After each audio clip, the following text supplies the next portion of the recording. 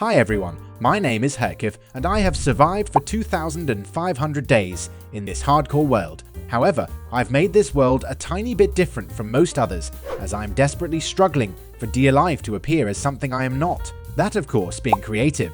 And in an attempt to achieve this, I have decided to handicap myself, as I've only been allowed to use wooden tools and leather armor. This is actually my third time attempting this challenge, as I have managed to get myself killed in spectacularly underwhelming and avoidable ways twice in the past. So in celebration of the fact that it hasn't happened yet in this world, I thought I'd go ahead and compile everything that we've gotten up to between day 1000 and 2500 into a single video. And now you might be thinking to yourselves that I am an incredibly creative, smart, and original young man with a larger than average reproductive organ for coming up with this groundbreaking concept, in which you'd be very correct. However, this means that this video will be really long, but even if you don't have time to watch it till the end, I would really appreciate it if you would just leave the video running in the background, as it would help me out tremendously. And as a quick disclaimer, I switched editing software and changed my editing style quite drastically since day 1000. You may do with that as you will, but anyways, let's get into it. Hi everyone, my name is Herkif and welcome back to my incredibly stupid hardcore world where I'm only allowed to use wooden tools and leather armor. In our last few episodes, we've been quite focused on building, as we've built a nether hub and transformed a cave into an enchanted forest. So in today's episode, I thought it would be quite nice to switch things up a bit. So I've decided to spend some time grave robbing. However, since the graves that I'll be robbing are very old, we can actually get away with referring to it as archaeology. So I crafted myself a brush and enchanted it just to flex on everyone else in my single player world. And now you might be thinking, doesn't the brush count as a tool? And if it does, doesn't this mean that you're breaking the main rule of this world? To which I respond, yes it does. But anyways, I started off by disrespecting the remnants by our mega base, as one of the reasons why I wanted to go off grave robbing was to find sniffer eggs, and rather luckily, I did manage to find 2 sniffer eggs, meaning that we were now able to commence with the child-friendly concept of industrial level incestuous breeding in order to get our hands on a couple new flowers. Though before getting too ahead of ourselves, I thought I might as well do a tiny bit more grave robbing so that I could get my hands on the armor trims. Though in order to get my hands on said armor trims, I had to find trail ruins, so I flew back to my starter base, as there's a spruce forest right next to it. I then proceeded to spend 40 minutes and 27 seconds looking for some trail ruins.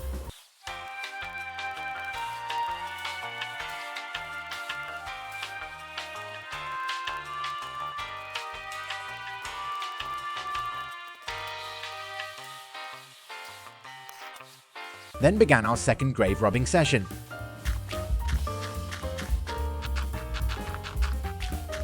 And after a while, I had managed to get all of the armor trims available through archaeology, so I decided to call it a day, though I made sure to take a screenshot of the trail ruins, so I won't have to spend another 40 minutes and 27 seconds to find another one in the future. But with grave robbing crossed off our to-do list, I thought it might be a good idea to get on with the main thing that I wanted to get done in this episode, which is to build a wither skeleton farm, so that we can move on to a more lavish lifestyle that I deserve. So I flew back to my starter base yet again and entered the real nether. The wither skeleton farm that I've decided to build needed to be placed in either a Solzend Valley or a warped forest. So I started flying around in search of a nether fortress placed in one of the aforementioned biomes, though I rather quickly got distracted by a bastion, which I decided to have a cheeky look into in hopes of finding some ancient debris or netherite scraps, but got rather disappointed. So I continued my search, and rather unsurprisingly, I stumbled upon yet another bastion. However, I actually managed to get my hands on a piece of ancient debris this time, which was very epic, though as I was trying to get to one of the chests, a couple piglins came falling down from the sky, which I took as a sign that I might have overstayed my welcome, and shortly thereafter, I ran into our first nether fortress of this search mission. However, this one was placed in a nether wastes and basalt delta, which was rather unfortunate, though I still decided to go in and steal all of the chests, as it would almost be rude not to. And shortly after setting off once again, I ran into yet another bastion where I managed to find another piece of ancient debris as well as an upgrade template, meaning I now had enough to make a netherite ingot, which was very epic.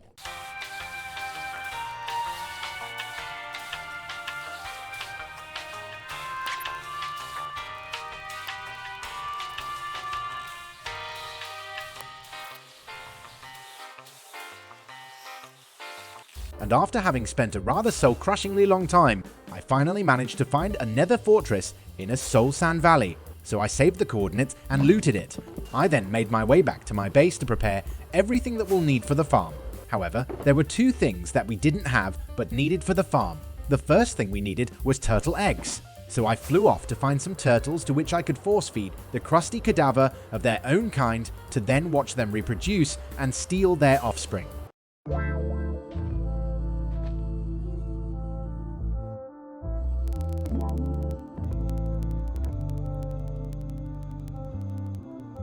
However, our first pair of turtles only provided 2 eggs, which I thought was a rather cheap move on their part, so I had to go off and find another pair. However, the next pair I found decided to only give me 1 egg, which was rather infuriating as I needed a total of 4, but after a while, I finally got myself the final egg I needed, so I flew back home once more, and the last thing we needed for the farm was nether bricks, but that is something that I thought I might as well collect whilst at the fortress. So I made my way back to the fortress which we had found earlier and got to collecting the nether bricks. Then all there was left to do was to construct the actual farm, and since I had been such a talented, handsome and smart young man, I had remembered to bring potions of fire resistance to make my life ever so slightly more livable. I then picked out the spot where we would build the farm and got to work.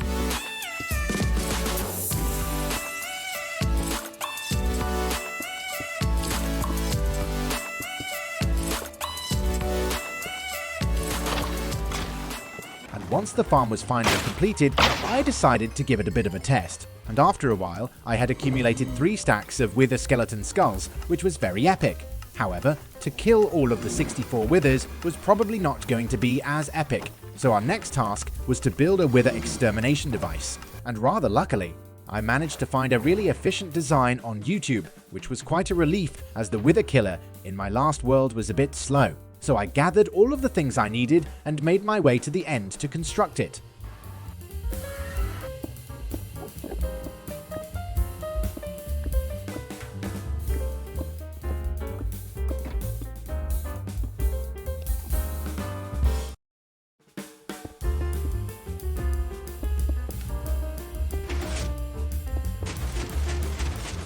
And shortly after starting to use it, I had successfully turned all of my skulls into nether stars. However, in order to craft beacons, we also need obsidian, which I had pretty much completely run out of, and since I couldn't be bothered to go AFK at my gold farm, I decided to go end raiding to steal all of the ender chests I could get my slimy hands on.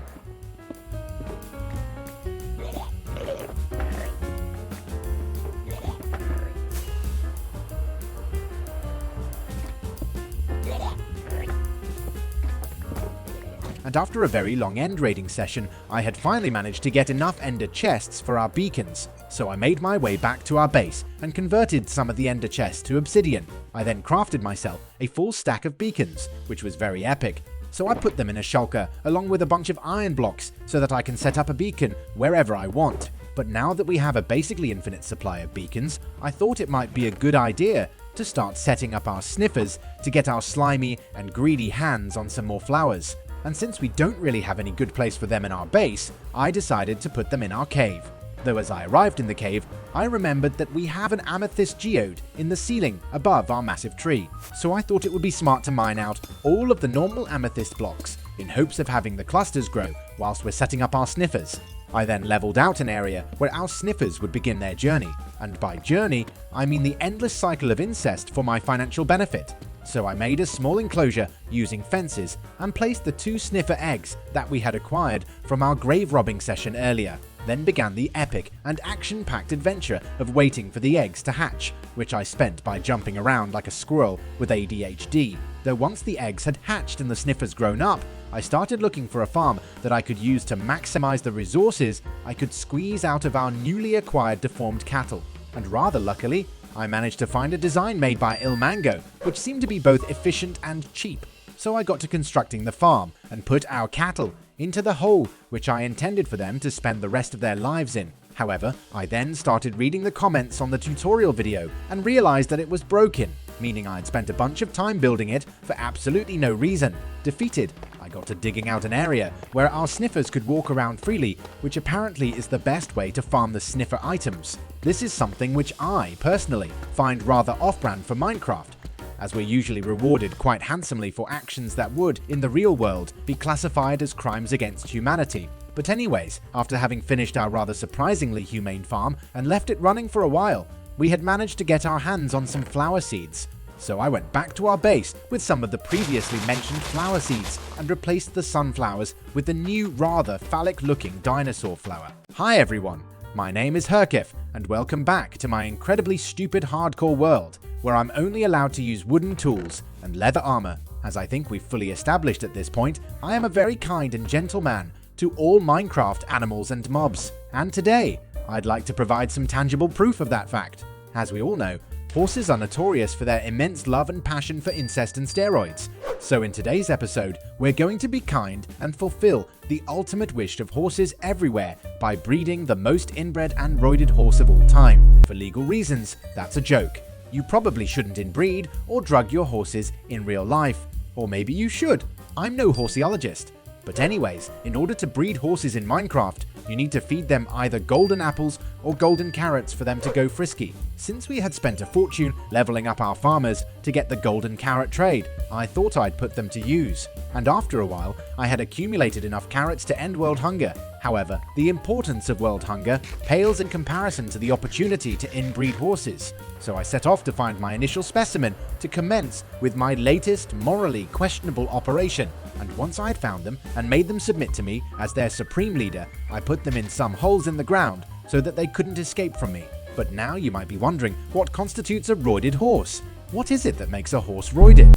And the answer is speed. So I went on YouTube and managed to find a device which could measure a horse's speed relatively accurately. So I built it up in the plains field where we had temporarily buried our horses and got to testing them. The idea behind the speed tester is that the beginning of the track will unlock a hopper minecart, allowing items to enter it from a chest above. It then gets deactivated once the horse reaches the end of the track. This means that we basically want the number of items in the hopper minecart to be as low as possible. The first horse I tested came out at a stack plus 7 items, but I rather quickly realized that I had completely forgotten to make signs to actually keep track of the horse speeds. But once that slight oversight had been dealt with in a very elegant and arousing manner, I got to testing the other horses. I then bred the 2 fastest ones, meaning that the long journey towards our dream horse was afoot. And by journey, I of course mean the endless cycle of incest, as per usual. And whenever I would get a horse that was faster, I would replace the slower horse of the breeding pair in a very humane and ethical way. I then realized that I didn't know how fast the fastest horse was, meaning I had absolutely no frame of reference whilst testing our horses. So I went into a creative world and spawned the perfect horse and timed it. However, just like many times before, I forgot to record that. But I timed the horse and got 55 items, meaning we now actually had an idea of what to aim for. So I went back to relentlessly breeding the horses in hopes of getting an even faster one to, in turn, breed an even faster child. This went on for a very long time, until I hit a brick wall at around 56 to 57 items, where I had completely run out of golden carrots. So I had to make a trip back to our starter base to use our raid farm for emeralds. I then proceeded to buy enough golden carrots to stop world hunger yet again and got back to breeding my horses. And at this point, the incest seemed to have caused the horses to mutate to another color, which I took as a sign that we were very close to our goal. And after a bit more breeding, I had successfully managed to get a horse that clocked in at 54 items, meaning that we had finally reached our goal. so I crafted a leather horse armor and rode it around with an immense sense of accomplishment and satisfaction. However, as some of you may be aware, our base is suspended in the air above an ocean, meaning it's rather suboptimal terrain for the use of a horse. So I made the executive decision to build a stable in the cave that we transformed a couple episodes ago. And now you might be wondering what I intend to use the horse for in a cave, and that is something that I'm wondering as well. But anyways, I got to collecting all of the things we would need for the build and flew over to the cave to get started.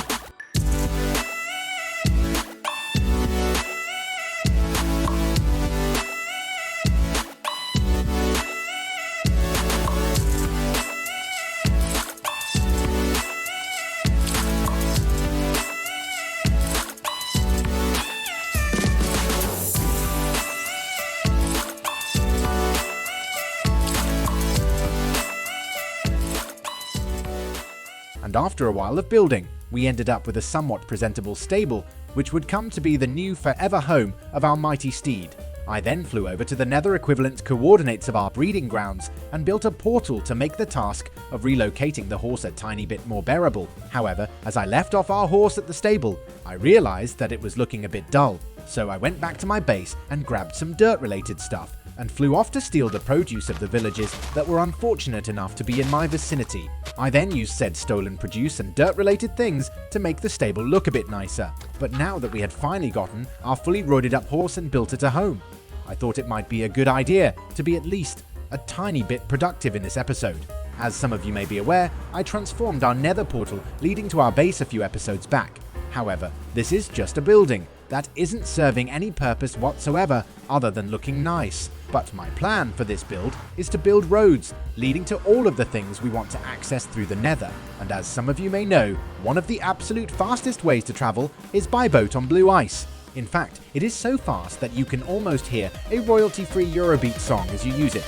However, some of the things in the nether are over 1,000 blocks away from our transformed nether portal, meaning we needed to collect a monstrous amount of blue ice. And this was just as fun as you can imagine it being.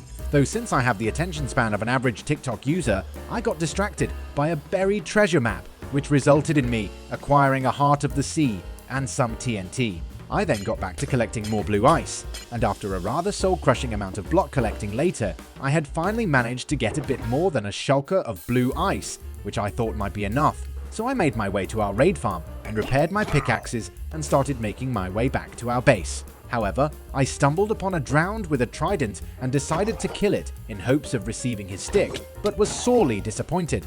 I then got to designing a smaller room and corridor which would be accessible via our previous build.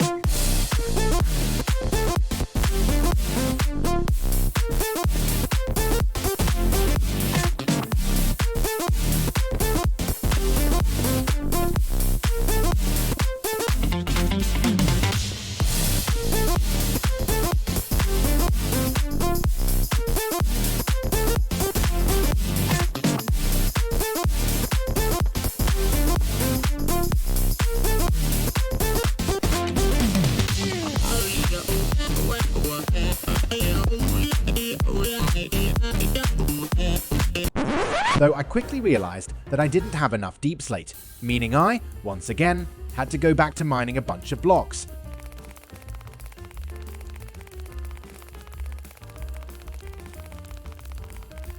But when our supply of deep slate had been replenished, I got back to our nether hub and finished the design of our smaller rooms which would house the entrance to our ice roads. Now all I had to do was to replicate it on all other sides. I then decided to reuse the same gradient that we used in our main nether hub room for our smaller rooms and corridors, as I was significantly too lazy to design anything new. However, we had completely run out of dark prismarine, because of course we had, so I had to go AFK at our guardian farm, which we have, admittedly not done for quite a while, though I ran out of patience rather quickly and returned to a few stacks of dark prismarine, meaning we will most certainly not have any left once we're done with this project. So in other words, I left it for future Herkev to deal with.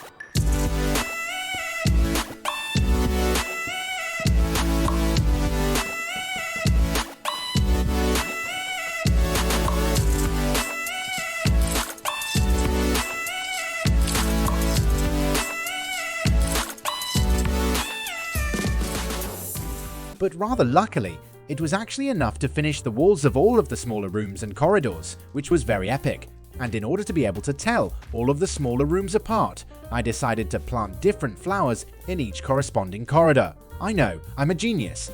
However, we're still not done, as we still have to place all of the blue ice leading to all of the important places on the nether roof. But in order to do that, I had to map out which road would go where. So I went back to where we built our blaze farm to blow a hole in the bedrock so that we actually had some official coordinates for it. However, since I am about as sharp as a butter knife, I somehow almost managed to get myself killed.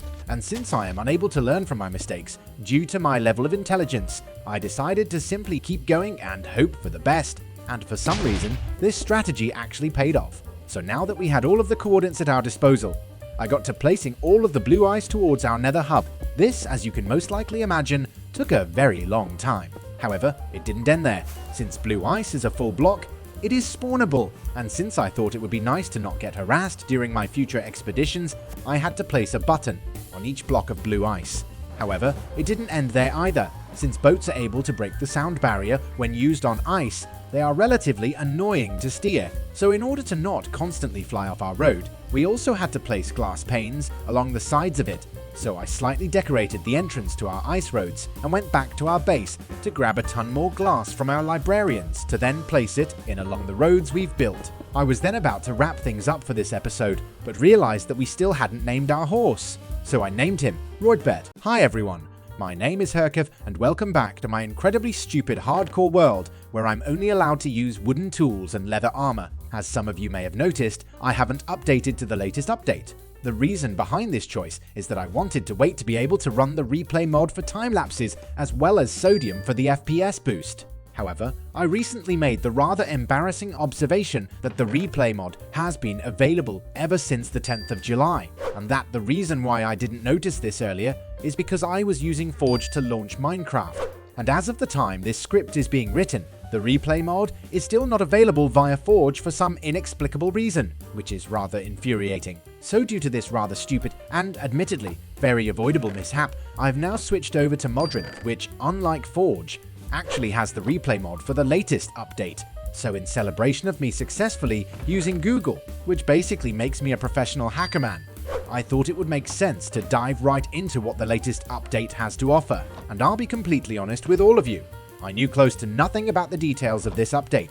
I was aware that a new completely busted weapon had been added, along with some dog stuff, as well as a completely new structure called the Trial Chamber, which you have to murder the inhabitants of to proceed to steal all of their stuff. This means that Minecraft has, once again, created a completely new and seemingly rather profitable way to commit murder and burglary, which I of course find very exciting. Therefore, I decided to take on this new structure. However, I had absolutely no idea what strategy I should have used, or if there's a way to cheese the new trial chambers. And while I could look it up, which would probably mean that I wouldn't be as exposed to the risk of dying in a very avoidable and underwhelming way, I decided against it. The reasoning behind this choice is something that I am unfortunately too demented to remember, but I'm sure there was a very logical and bulletproof reason as to why I made that decision, as I am a very capable, smart, and handsome young man. However, since I created this world before the new update, all of the chunks we've loaded so far are generated based on the last update, meaning they couldn't generate the new structure. So in order to actually find a trial chamber, I have to go quite far from our base, and I decided to achieve that by using the nether, as 1 block traveled in the nether is equivalent to 8 blocks traveled in the overworld. I know, I'm very smart. However, there was an issue with this absolutely genius and intricate master plan, that being that we had essentially ran out of obsidian, which was rather inconvenient. And since I was significantly too impatient to go AFK at our bartering farm, I decided to go burgling the homes of aggressive deformed heads in moving boxes to grab all the ender chests I could get my slimy and greedy hands on. So I proceeded with my rather violent burglaries for quite some time. And once we had been handsomely rewarded for our crimes, I finished the rest of the preparations, which included grabbing a bunch of golden apples as well as some regeneration potions. I then set off for the adventure of finding a trial chamber, and by adventure, I mean flying a few hundred blocks in the nether and building a portal, but rather inconveniently, I spawned in a cave, so I had to dig my way out and find a village, which I did almost immediately. The reason we needed a village was because journeyman cartographers have a chance of selling a map leading to a trial chamber, so I got on to leveling up the village cartographer, and quite luckily, the first cartographer we leveled up decided to sell the map we were after, which was a very wise choice on his part. So I bought the map and gathered all of my stuff to set off to the trial chamber, though I rather quickly realized that the trial chamber was directly below our portal, which was rather convenient. And after successfully locating it, I decided to deploy a strategy that's rather different from what I usually do. So instead of running in with no plan and hoping for the best, I decided to make a hole in the wall and peek with my bow in hopes of keeping my cheeks unclapped. I actually googled if unclapped is a real word and was rather surprised as the Oxford Dictionary essentially told me that nobody cares, but in a more professional and fancy way. But anyways, I deployed the previously mentioned strategy in a very brave and heroic fashion and realized that skeletons deal a lot of damage, though since I am a very talented and professional Minecraft player, I managed to come out on top.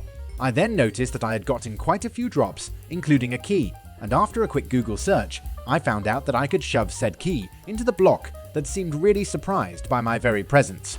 I was then rewarded with some emeralds, which was rather underwhelming, then continued my rather violent home invasion, where I opened yet another vault. And to you who may have missed it, the weird spawner-like blocks with a face on them are called vaults, and after getting disappointed by the loot we got once again, I continued raiding. The trial chamber has quite a few items that are not available anywhere else, those being the 2 new armor trims, the banner patterns, the 3 new music discs, as well as 3 new pottery sherds. You can also get a heavy core, which is needed to craft the new weapon. However, that doesn't really matter to us, as we're only allowed to use wooden tools and leather armor, rendering the heavy core completely useless. But anyways, in order to get all of the exclusive items, I had to do what I despise the most. I had to make some effort. Apparently, there are 2 different kinds of vaults, where there's the ones that we had already looted, as well as something called ominous vaults, which is essentially a caked up version of the aforementioned rather underwhelming normal vault. In order to open the ominous vault, we needed a special key that can be dropped if we manage to clear an ominous trial, and a trial being to clear all the mobs of a spawner, and to take on an ominous trial, we needed to acquire Bad Omen, which has been changed into a potion that you have to drink to get the effect.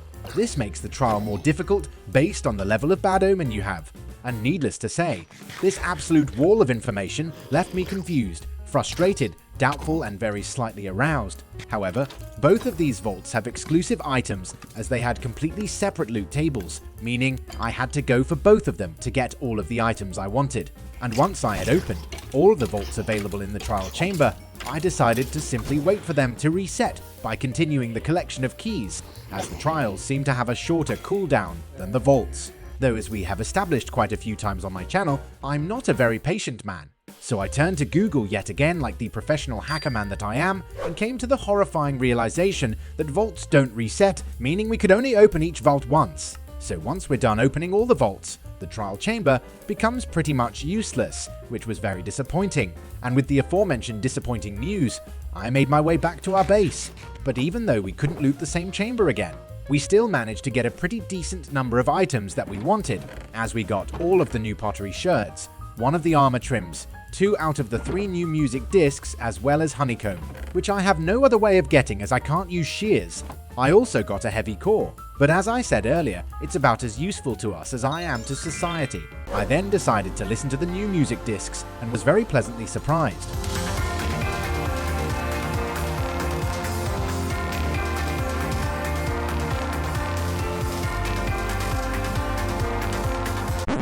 However, there were still a few items that we were missing, that being the second armor trim, banner pattern, as well as the final music disc. So I replenished my stock of resources, which would hopefully help me not get absolutely clapped by the owners of the next homes I will be invading. I then repeated the steps that we used to find our first chamber and got to looting once more.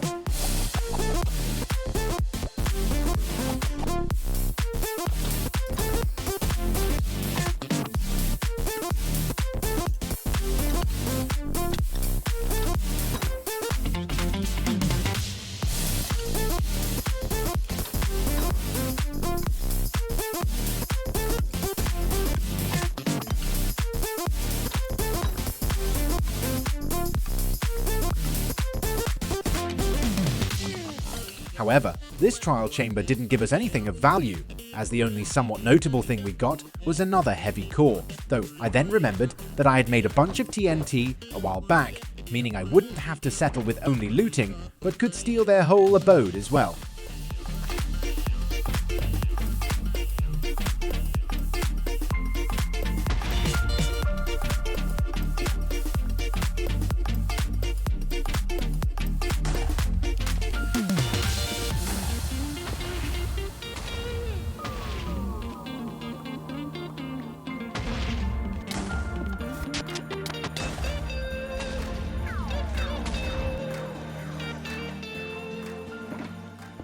I then located yet another chamber in hopes of getting the last items I was after, and rather luckily, I did manage to get my slimy and greedy hands on the last armor trim, which was very epic. This meant that the only items left that we wanted from the trial chamber was the last music disc, as well as the banner pattern, though unfortunately, that was the only item that we got from this trial chamber, which was rather inconvenient, as this would mean that I would have to do the exact same thing a fourth time.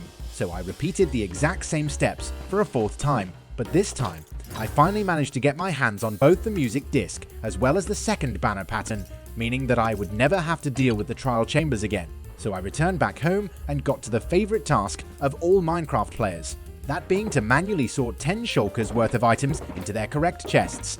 And when all of the items had been sorted in a very action-packed and exciting manner, I realized that we actually have every single armor trim in the game, apart from the Coast and Tide, and since both of them are quite straightforward to get, I decided to go for it, as it would almost be rude not to. So I flew off and looted a shipwreck and broke into the home of a bunch of aggressive deformed fish, which luckily gave me the last armor trims I needed. Hi everyone, my name is Herkif and welcome back to my incredibly stupid hardcore world where I'm only allowed to use wooden tools and leather armor. In our last episode, I updated to version 121, which allowed us to get all new items from the trial chambers. However, there is a downside to this, as this latest version apparently either nerfs or completely breaks old raid farms, meaning that we no longer have a viable way of getting emeralds. I'm not entirely sure why this is the case, but I've heard this from multiple people whose level of intellect isn't as lacking as mine, meaning that it's probably true. So the goal of today's episode is to find a new source of emeralds to resume with our slavery-fueled lifestyle. And rather luckily, I managed to find a raid farm that seems to work in the latest update and seemed to be rather efficient, or at least more efficient than our previous one.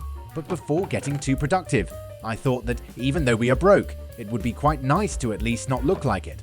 So I decided to color our armor grey and applied the flow armor trim that we got our slimy and greedy hands on in our last episode. And once we were properly dripped out, I remembered that our violently inbred and roided horse was also wearing leather armor, so I flew over to our cave and dyed the horse armor grey as well. I then stole said horse armor and made my way back to our base to apply the flow armor trim to that as well, so that we could become one with our precious horse, though I rather quickly realized that we can apparently not apply armor trims to horse armor, which was rather disappointing.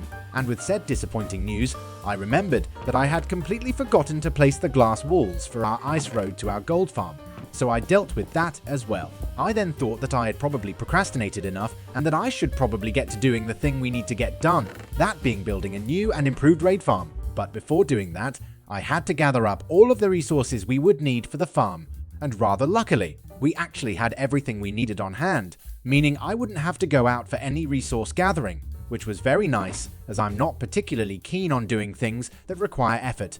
Due to the latest mechanics of acquiring Bad Omen, we actually have to build yet another farm in addition to our raid farm, so that we could get our hands on the Bad Omen potions, which are now required to start raids. This meant that we would also have to consider where to place our farm for Bad Omen. So now all we needed to do was to locate a pillager outpost, as I thought it might be a good idea to build the raid farm in close proximity to one. I then remembered that we actually have a pillager outpost right next to our base, which was very convenient. However, the outpost was located in a desert biome, which wasn't going to work for us, as the pillager farm that I intended to build used snow golems to aggro the pillagers. Though, after I had realized that fact, I decided to faff around with the pillagers for absolutely no reason at all, and I did this by jumping around in a circle, which made them slowly kill each other, which I found very amusing. But after a while, I got bored of procrastinating and flew off in hopes of finding a good spot for our new get-rich-quick scheme. and after a successful session of flying around, unlike a Boeing, I finally managed to find a pillager outpost where we could build our future Bad Omen farm, which was, rather conveniently, quite close to an ocean.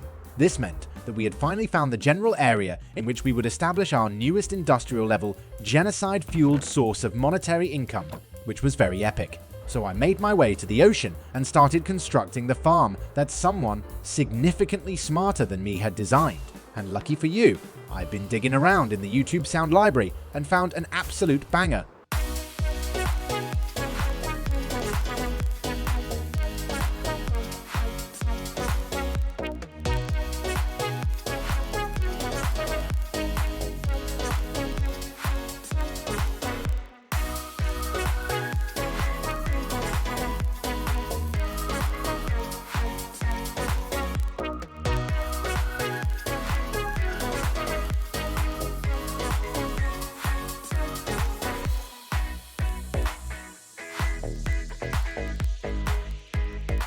And after having spent a bit over 1.5 grueling hours building the farm, we were finally ready to kidnap some innocent civilians from the safety of their home so that I may increase my net worth. And Mojang has actually added a brand new way to assist its players in their kidnapping adventures, as you can apparently attach leads to boats now. And if you pillar up and start gliding with your elytra, you can actually start flying whilst keeping the lead attached to the boat, making our future kidnappings significantly less cumbersome. I then transported our victims into their new forever home, where they would be used to spawn in the pillagers against who we would commit genocide. But with that, the raid farm was complete, so I built a full 6 beacon setup in hopes of not getting absolutely clapped by Vexes in case they would somehow spawn when I'm using the farm. I then ran a quick test to see if I had built the farm correctly, or if I was as big of a failure as my mum says.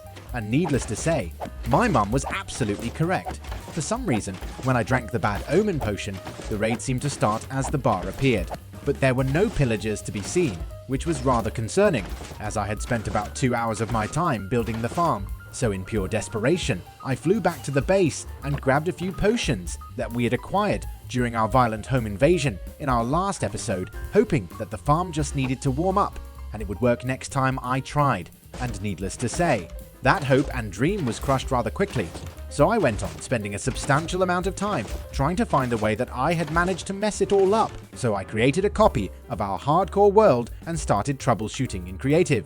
And after an absolutely embarrassing amount of time, I eventually managed to spot the problem, which was that I had forgotten to place one of the buttons where one of the villagers was standing. And now that we had successfully exposed my rather worrisome level of incompetence, I could jump back into our hardcore world and fix the farm. So with the button placed, our farm was now fully operational, which was a huge relief.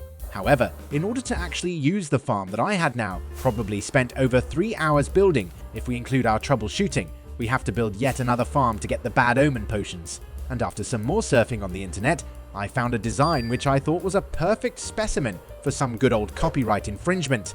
Though, the design I decided to go with required a lot of building materials. And when I say a lot, I truly mean it, as the farm required 12 shulkers of building blocks, as well as about half a shulker of glass. And rather unsurprisingly, we didn't have that kind of volume of materials just laying around in our base, though I wasn't particularly keen on the idea of gathering all that material by hand like some sort of impoverished peasant. So I decided to come up with a different strategy. So I flew off and gathered as much sand as I could bother collecting, and made my way back to our base and crafted a bunch of TNT. I then used said TNT and started running our cobblestone farm that we had built earlier. And with that, we had more than enough building blocks for our farm, which was very epic. However, the farm requires a rather hefty amount of obsidian as well, which was rather annoying since we had basically run out. But I still didn't feel very keen on doing anything that required effort, so I decided to go AFK at our bartering farm. And after having spent an absolutely exorbitant amount of time AFK, we had finally managed to get enough obsidian to build the damn farm. So I gathered up everything else that we would need and flew off to the pillager outpost that we had found earlier. The first thing we had to do was to disassemble all of the buildings, so I started off mining the blocks. But I then remembered the life lesson that we learned earlier in this series. It is at times like these where Minecraft can teach you some really insightful life lessons. And in this case, we were taught that arson is very profitable. So I resorted to arson once more. I then watched as their home went up in flames with immense glee and swooped in to remove the debris that the fire had left behind. This was, however, rather annoying as the pillagers didn't seem to be particularly happy about me burning down their home, as they insisted on turning me into a porcupine with the use of their crossbows. But after some work, we had successfully flattened out their home, meaning that we could commence with the construction of our morally questionable project. However, the pillagers were really annoying to deal with and would probably become even more annoying as I built the farm. So I decided to activate my second brain cell and brewed myself a bunch of invisibility potions. I then tended to the task at hand.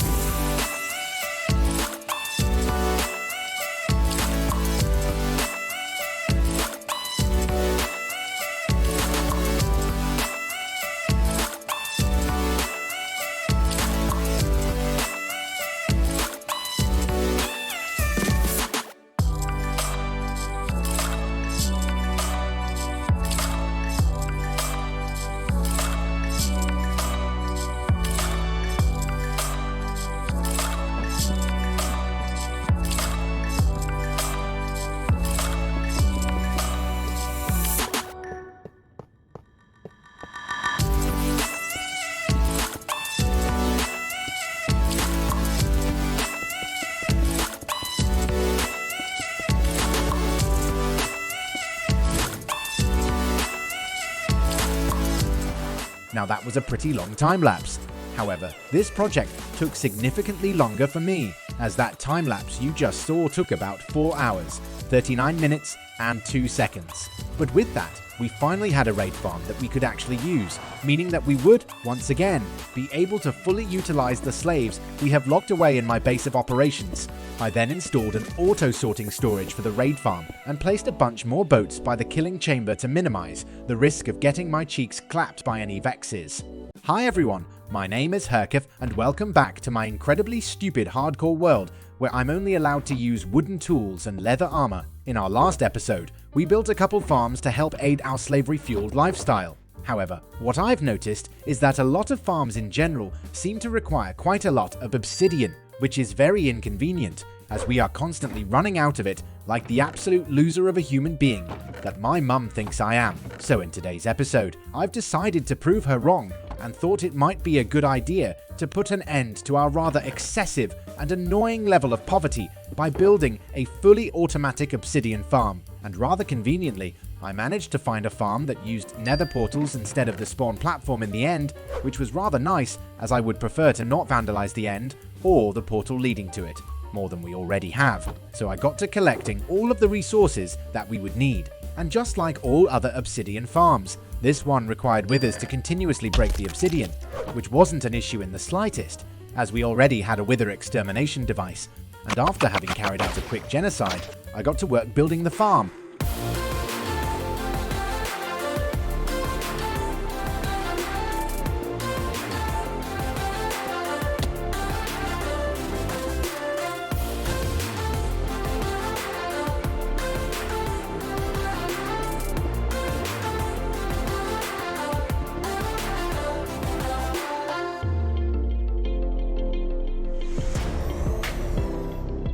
But after what felt like 2 hours, 8 minutes and 13 seconds, we had finally finished the farm, meaning that we had officially proved my mother wrong. However, as I started using the farm, I realized that it was using TNT duping, which is something that I'm not very fond of as duping is lame. And in pure desperation, I started troubleshooting the farm, trying to find another way of making the farm work without TNT duping.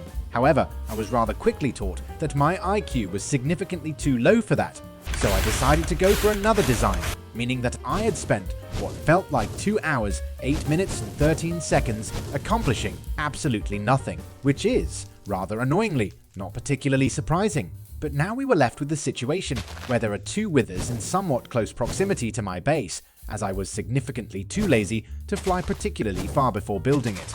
Though since I am a less than responsible adult, I decided to simply abandon the farm and leave the 2 withers as I couldn't be bothered to deal with them. But anyways, I went online once more and found a design by good old ENX04, meaning that we were back on track, This farm apparently used a snow golem to make the wither break the obsidian of the spawn platform in the end, meaning that it didn't rely on TNT duping, which was very epic. So I started building our second obsidian farm for this episode.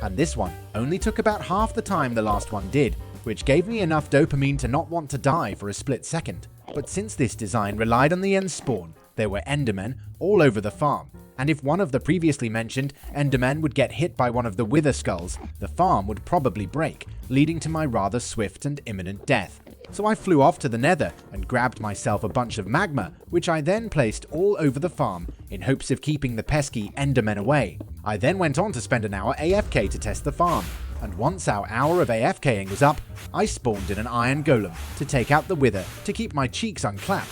It seemed to have some problems making his way over to the wither at first, but eventually managed to slap the wither out of existence. And during our 1 hour test, the farm had managed to fill the entire storage, meaning that we had 9 double chests or 18 shulkers full of obsidian, which would hopefully last us a good while. So with that, I flew back home once again and put all of my stuff away. I then remembered that I had completely forgotten the absolute biggest and most exciting addition in the latest update. That, of course, being the new auto crafter. So I played around a bit in creative in hopes of coming up with a way to use it, and actually managed to find a pretty decent way rather quickly. However, as per usual, I forgot to record that, meaning that you'll simply have to trust me and my immaculate and groundbreaking redstone skills. The first place where I thought it would be nice to have an auto-crafter was our gold farm, as crafting all of the gold nuggets into bars to then craft into blocks is rather annoying, though I rather quickly remembered that I actually have to craft the auto-crafters to use them. So I got on with our latest deforestation mission and crafted myself a full stack of auto-crafters, thinking that it would hopefully last for quite a while. I then thought that I might as well refill our other redstone supplies as well, as we will always need more of them. So I tended to that as well. I then flew over to our gold farm and deployed my vast and almost frightening redstone skills to upgrade our storage. I decided to install 2 different crafters for each side, so that we would turn all our gold nuggets into gold blocks, as that would make my life significantly less annoying when I want to use our bartering farm. And completing this challenge caused my confidence and ego to skyrocket, as I was essentially a redstone god at this point. So with that fresh sense of accomplishment and euphoria, I decided to implement the crafter in our guardian farm as well. The reason why I decided to do this is because we're going to need an absolutely absurd amount of prismarine and sea lanterns in the near future, and I would rather not have to spend hours crafting all that prismarine using my obviously very precious time, as I am a very mature adult with lots of responsibilities. I'm also very handsome. But anyways, this project was going to require a bit more brain power than the single item system I had implemented for our gold farm, as there were 2 different recipes which used 2 different items. The first one being dark prismarine, which requires both prismarine shards as well as black dye, and the second one being sea lanterns, which requires both prismarine crystals and prismarine shards. And the dark prismarine was going to be even more annoying to deal with, as we would also have to turn all of our ink sacs into black dye before we could use it to craft the prismarine. So this meant that this project was going to need a higher level of intellect and problem-solving skills, which is something that I don't possess. So I decided to resort to the winning concept of copyright infringement once again, and this time I decided to plagiarize a design by Ray's Works, who is a man with a galaxy-sized brain that has come up with a bunch of different designs. So I replenished my redstone shulker once more and made my way to the storage for our guardian farm. I then proceeded to destroy said storage to make way for our absolutely pimped up storage we were about to bestow upon the universe, though I rather quickly realized that we actually already had a rather hefty amount of items in it. So I crafted a bunch of prismarine bricks using the prismarine shards and burned all of the fish and prismarine crystals, as we wouldn't need them. There are 4 different items we want our farm to produce, those being dark prismarine, prismarine bricks, prismarine blocks, as well as sea lanterns. The prismarine bricks and prismarine were going to be really simple, as we could use the exact same scuffed system I used for our gold farm. so we actually only needed to commit copyright infringement for 2 out of the 4 items, which was very nice. But I then remembered that the previous storage used 4 different hopper lines, which would mean that we would have to set up 4 different units with a total of 16 crafter setups. This made me realize that this project was significantly bigger than I had initially thought. Though it didn't stop there, our previous storage was actually severely backlogged, meaning that we would need even more hopper lines to not lose out on a bunch of items. And since the bottom of the killing area had 10 hoppers, I decided to build 1 unit per hopper, meaning we would need a total of 10 units, meaning we would need 40 auto-crafter setups. So with that rather devastating revelation, I got started upgrading our storage system. My idea for this storage was to create a priority for the different items, meaning that the system would prioritize crafting 1 item at the time. And once it has filled the storage for that specific item, or if the specific item has a full backlog, it would be funneled to the next item. So the item I wanted to be at the top of the priority was Dark Prismarine. So that meant that the crafter for Dark Prismarine would be placed first for each hopper line, meaning it gets prioritized for Prismarine shards. Once we have a complete backlog of shards, the system will allow the Prismarine shards to pass to the next item, which would be Prismarine bricks. I know, I'm essentially the president of Mensa, and after a devastatingly long time, I had figured out how I was going to implement the priority system, and built the very first unit of our storage. This meant that we had 9 more to go. And just to make matters worse, I had completely forgotten that mobs exist, which led to me being physically assaulted on numerous occasions, which was rather inconvenient. And after having spent what felt like enough time to get a bachelor's degree in theatre arts, we had finally finished all of the storage units needed for our Guardian farm. This meant that we could move on to the next step, which was to connect all of the units to the killing chamber with hopper lines. And with that completed, as well as item elevators to transport the items to each hopper line, we only had a few touch-ups left, which included adding items to the item sorters as well as the initial recipe for the crafters using 2 different items. So I went AFK for a couple minutes and returned to enough items to do just that. I then got quite curious of exactly how many resources I had invested in this project, as I constantly had to go back and forth for materials whilst building the storage. I was especially curious about the number of hoppers we've used, so I decided to create a copy of our world and used World Edit to uncover that we've used a whopping 1,166 hoppers, which is over 18 stacks. But the number of repeaters and comparators we used was actually significantly lower than I expected. Hi everyone, my name is Herkif, and welcome back to my incredibly stupid hardcore world where I'm only allowed to use wooden tools and leather armor. In our last episode, we ended the video by upgrading the storage for our Guardian farm, so that I wouldn't have to spend hours crafting Prismarine like some sort of insolvent disappointment. And the reason why we decided to upgrade the storage was because we need an absolutely astronomical amount of various Prismarine blocks for our next project. And our next project being an expansion of our mega base. Now some of you might be wondering why I've decided to expand the mega base where we already have a massive amount of space in it that is completely unused. Though, rather surprisingly, I actually have an answer to that question, but I won't tell you what it is, meaning that you'll simply have to trust me and my exceptional imagination and building skills. And as a bit of a spoiler, this episode will be rather time-lapse heavy. But anyways, since the redstone used in our new storage system requires a higher intellect than an oafish infant, I had, rather unsurprisingly, managed to build it wrong. So we're starting this episode off by doing every Minecraft player's favourite pastime, that being to go through a large redstone contraption, trying to find where you've managed to mess it up. And after significantly longer than I would like to admit, I noticed that I had somehow just missed placing some pieces of redstone dust, and forgot to set some comparators to subtraction mode, though those weren't really an issue, as they were rather straightforward to deal with. The main issue I found was that the storage is taking up too much space. You see, when an entity goes through a nether portal, a few chunks will be loaded for both the nether and the overworld around where each portal is located. This is why the hoppers can transport the drops from the farm in the nether, whilst we're AFK in the overworld.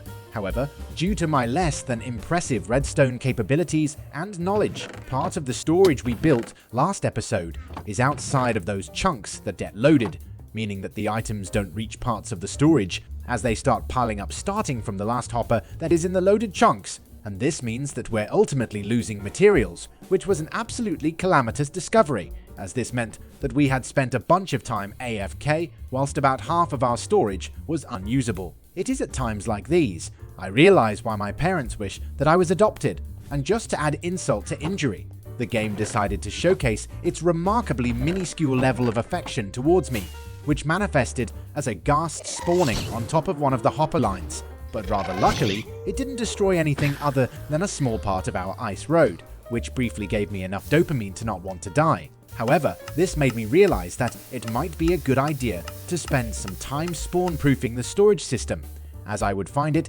less preferable to have a moaning cloud destroy what little I have left in my life. So after having spent some time jumping around on top of my half-functioning storage system, accomplishing about as much as throwing soup at a painting, I remembered that I had actually found a really simple chunk loader which we used for our obsidian farm a while back, so I made my way back to our base and gathered the stuff we needed for said chunk loader.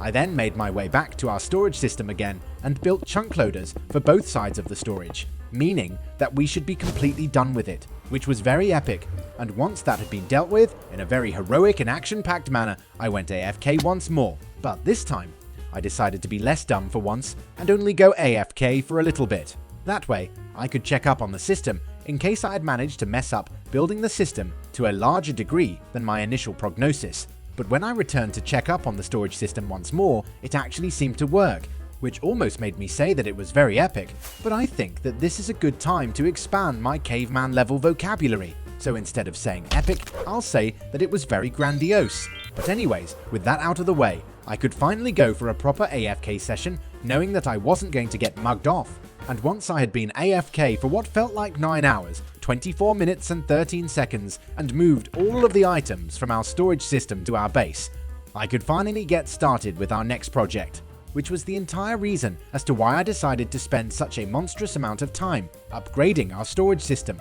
And now you might be wondering what I needed all of that prismarine for. And the answer to that is that I've decided to expand our base, and since our base is made out of prismarine, I thought it would make sense to also build the expansion out of that as well. The expansion I have in mind is absolutely tremendous, meaning that we will most definitely not get it done in this episode. And when I say tremendous, I am not joking, as I estimate this project to be even larger than the exterior of our current mega base. So even though I have the entire expansion kind of sorted out, my aim for this episode is to build 4 wing-like towers pointing at our main structure. And when I say sorted out, I mean that I have a vague idea of what I'm doing. However, I have decided to only check fragments of the expansion in creative, meaning that I will likely add some random bullshit to it as it's being built. Though since it's me building it, I have, as per usual, decided to make this project significantly more annoying and time-consuming for absolutely no reason, as I decided to build the towers diagonally for some reason. But anyways, here is a time-lapse.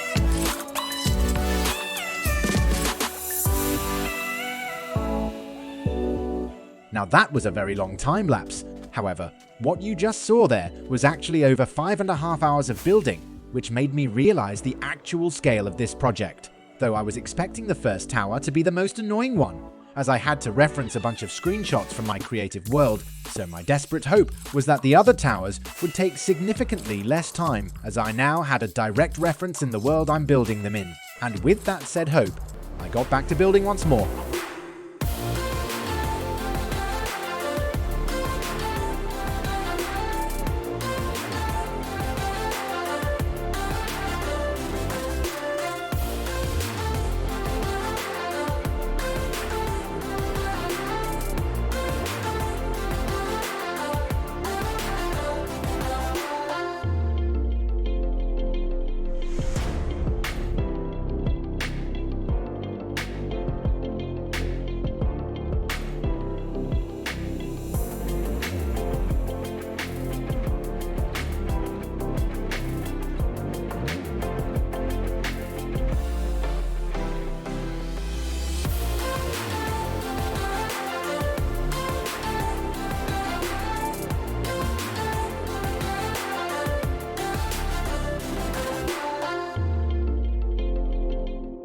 Now that was also a very long time lapse, though luckily, this one actually took a bit less time to build.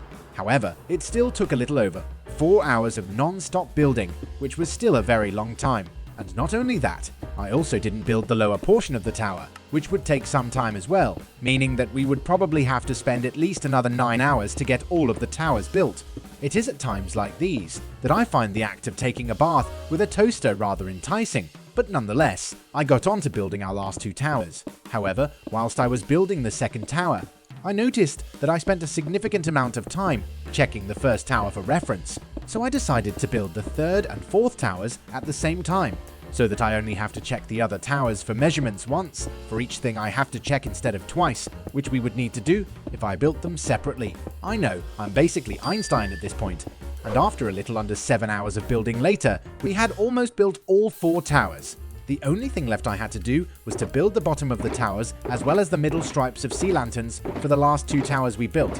But after several trips to repair my pickaxes and wings, a total of 2 real-life nights of AFKing, a total of at least 15, but most likely around 17 or 18 hours non-stop building and enough antidepressants to kill a small giraffe, we had finally built all of the 4 towers. And after having jumped through all of the hoops mentioned above, we can have a look at the finished product of the first part of our base expansion and see if it was worth it. I personally actually like it, but let me know what you think in the comments below. Hi everyone, my name is Herkif, and welcome back to my incredibly stupid hardcore world where I'm only allowed to use wooden tools and leather armor. In our last episode, I got us started on our newest big project where I'll be making our base a tiny bit closer to being able to fit my entire ego. And in order to accomplish this impressive feat, I decided to build a few towers, which we managed to get done in our last episode. However, the expansion I have in mind is significantly bigger than just a few towers. So in today's episode, we'll continue with the base expansion. And as a quick spoiler, this episode will be rather time-lapse heavy as well, though as I stated in our last episode, this project is absolutely massive, so we will probably not finish it in this episode either. But for this next part of the expansion, I decided to build platforms that are connected to the towers we built earlier. And just like the towers, the platforms will be built at a diagonal, as if my life wasn't hard enough as it was.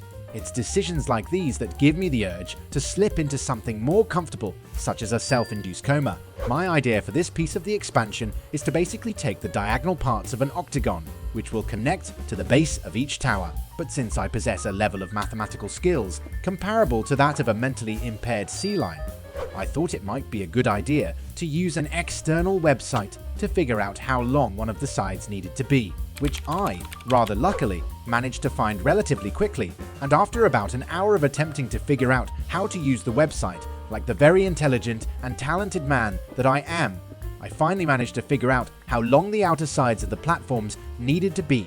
So I got started outlining the shape of the platforms. However, I rather quickly ran out of dark prismarine, which was rather worrisome, as I had started off with about 6 shulkers, yet hadn't even reached the surface of the water for 2 out of the 4 platforms, meaning that this was going to take an absolutely obscene amount of materials. So I flew back to our Guardian farm once more and went to FK, and after having been AFK overnight, I was finally able to finish the outline for our platforms, meaning that we could get started building them. So here is another time lapse.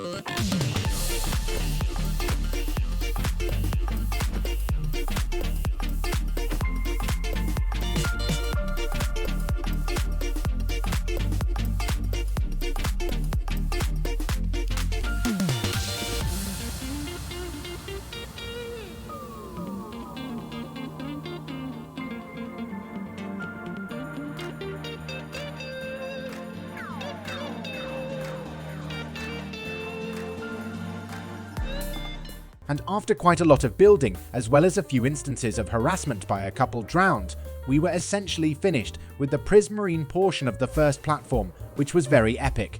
However, this sense of ecstasy and euphoria was rather short-lived as I checked up on our remaining supply of dark prismarine, which made it abundantly clear that we would definitely have to spend even longer AFK at our Guardian farm, though we did have a tiny bit left, so I decided to build as much as I could before going AFK again.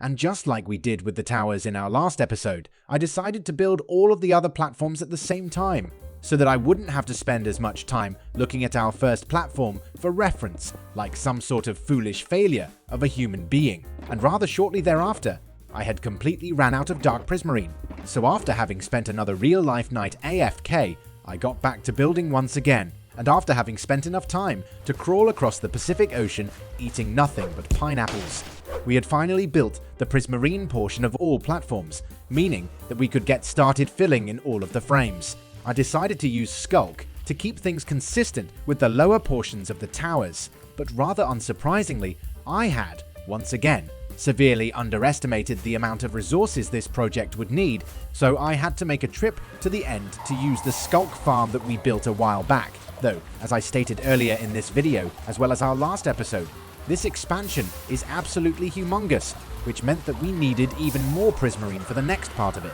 That is correct. We're still not done with the expansion. For the next part, my idea was to build circular platforms between all of the diagonal platforms, which I could build on top of. However, in order to make it look somewhat presentable, I had to build them with a 99 block diameter, which those of you who have dealt with circles before would know. That is a rather sizable project, and I would have to build 4 of those platforms, which meant that we would need another ungodly amount of prismarine. So I went AFK, for what felt like the 100th time for this episode.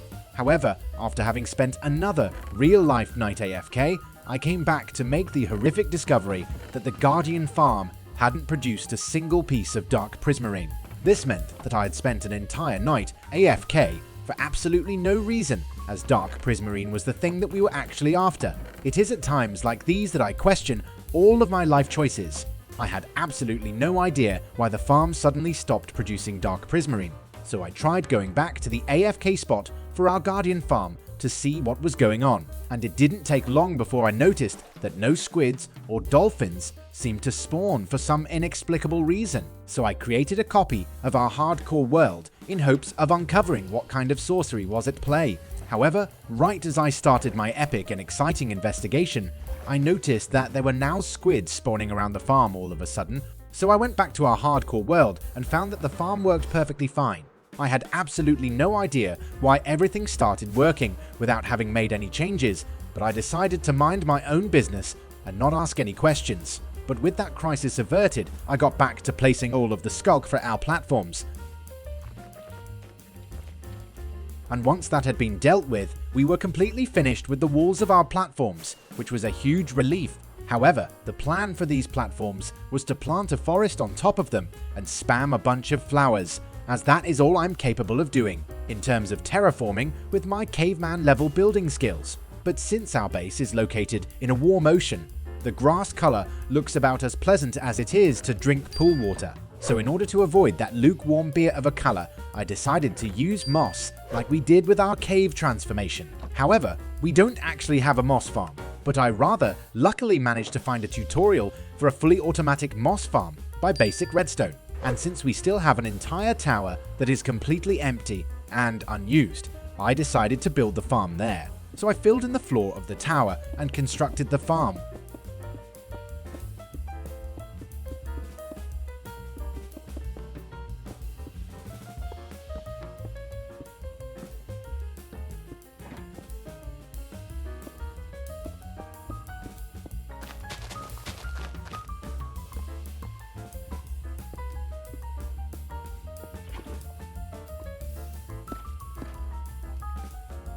And once the farm was constructed and had produced some moss, I got to placing it on top of our platforms. However, I completely ran out of moss after not even finishing one of the platforms, which made me about as happy as my dad was when I was born. But when I flew back to the moss farm, I was pleasantly surprised, as the farm had apparently produced quite a substantial amount of moss whilst we were building, which briefly made my life almost worth living, as we could resume our glute-clenching and private area tickling adventure that is placing moss. I then got on to the action-packed and thrilling collection of various flowers near my starter base that I would come to spam on top of the moss we just placed.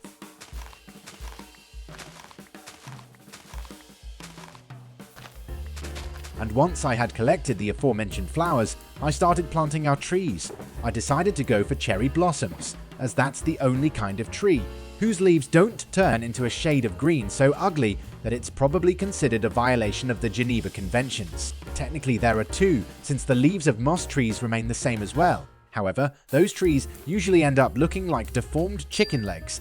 And we also have some weird custom trees outside the main structure of our mega base for which we used cherry leaves. So going for cherry trees for the platforms seemed like a solid idea, and once the artificial pink forest had been gracefully bestowed upon our universe, I got to spamming a bunch of flowers and bone mealing the ground. With that, we had finally finished the second part of our expansion, which was very epic, but that is about all the time we have for this episode.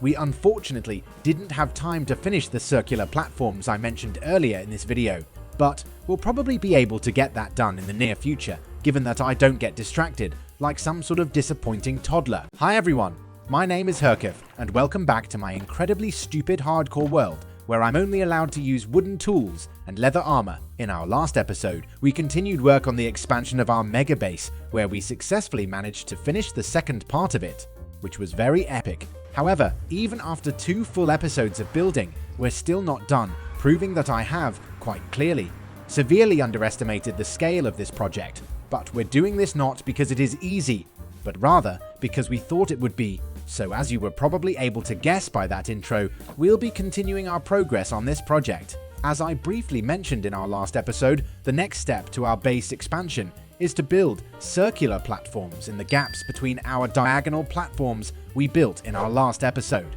But as some of you may remember from last episode, our Guardian farm decided to not work properly for some reason, resulting in us not getting any dark prismarine from our entire overnight AFK session, effectively rendering it about as useful and productive as my life in general. So we're starting this episode off by going AFK at our Guardian farm once more in hopes of getting enough materials to finish this project once and for all. And once we had completed our action-packed and exhilarating AFK session, I arrived back at our storage system to make the soul-crushing discovery that we got less than 6 shulkers of dark prismarine. However, my crippling addiction to this game, made for literal children, didn't allow me to AFK for any longer, meaning that I had to come up with a design for our circular platforms that didn't use as much dark prismarine as the other parts of the expansion. So I decided to build them out of normal prismarine blocks, as we had just short of a double chest full of shulkers of it, which I thought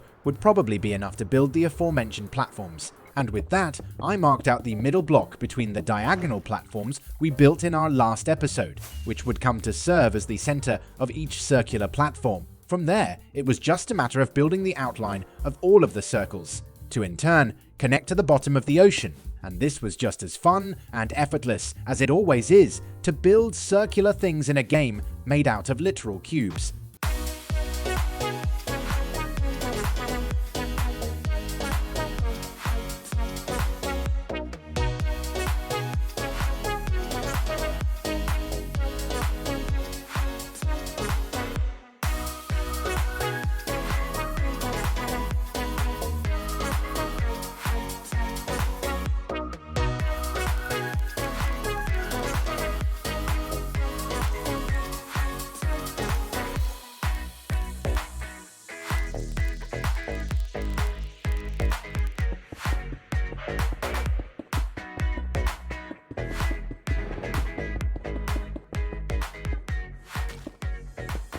And after having spent the same amount of time as I would imagine it took Nikocado Avocado to get slim, we had finally built up the outlines of the circles as well as the below water portion. This meant that we could get started with the above water section of the platforms. My almost frighteningly clever plan for these platforms was to replicate what we have done for the pointy platforms where our main buildings are, by adding full sea lantern lines surrounded by a frame of dark prismarine. So I got back to building once more.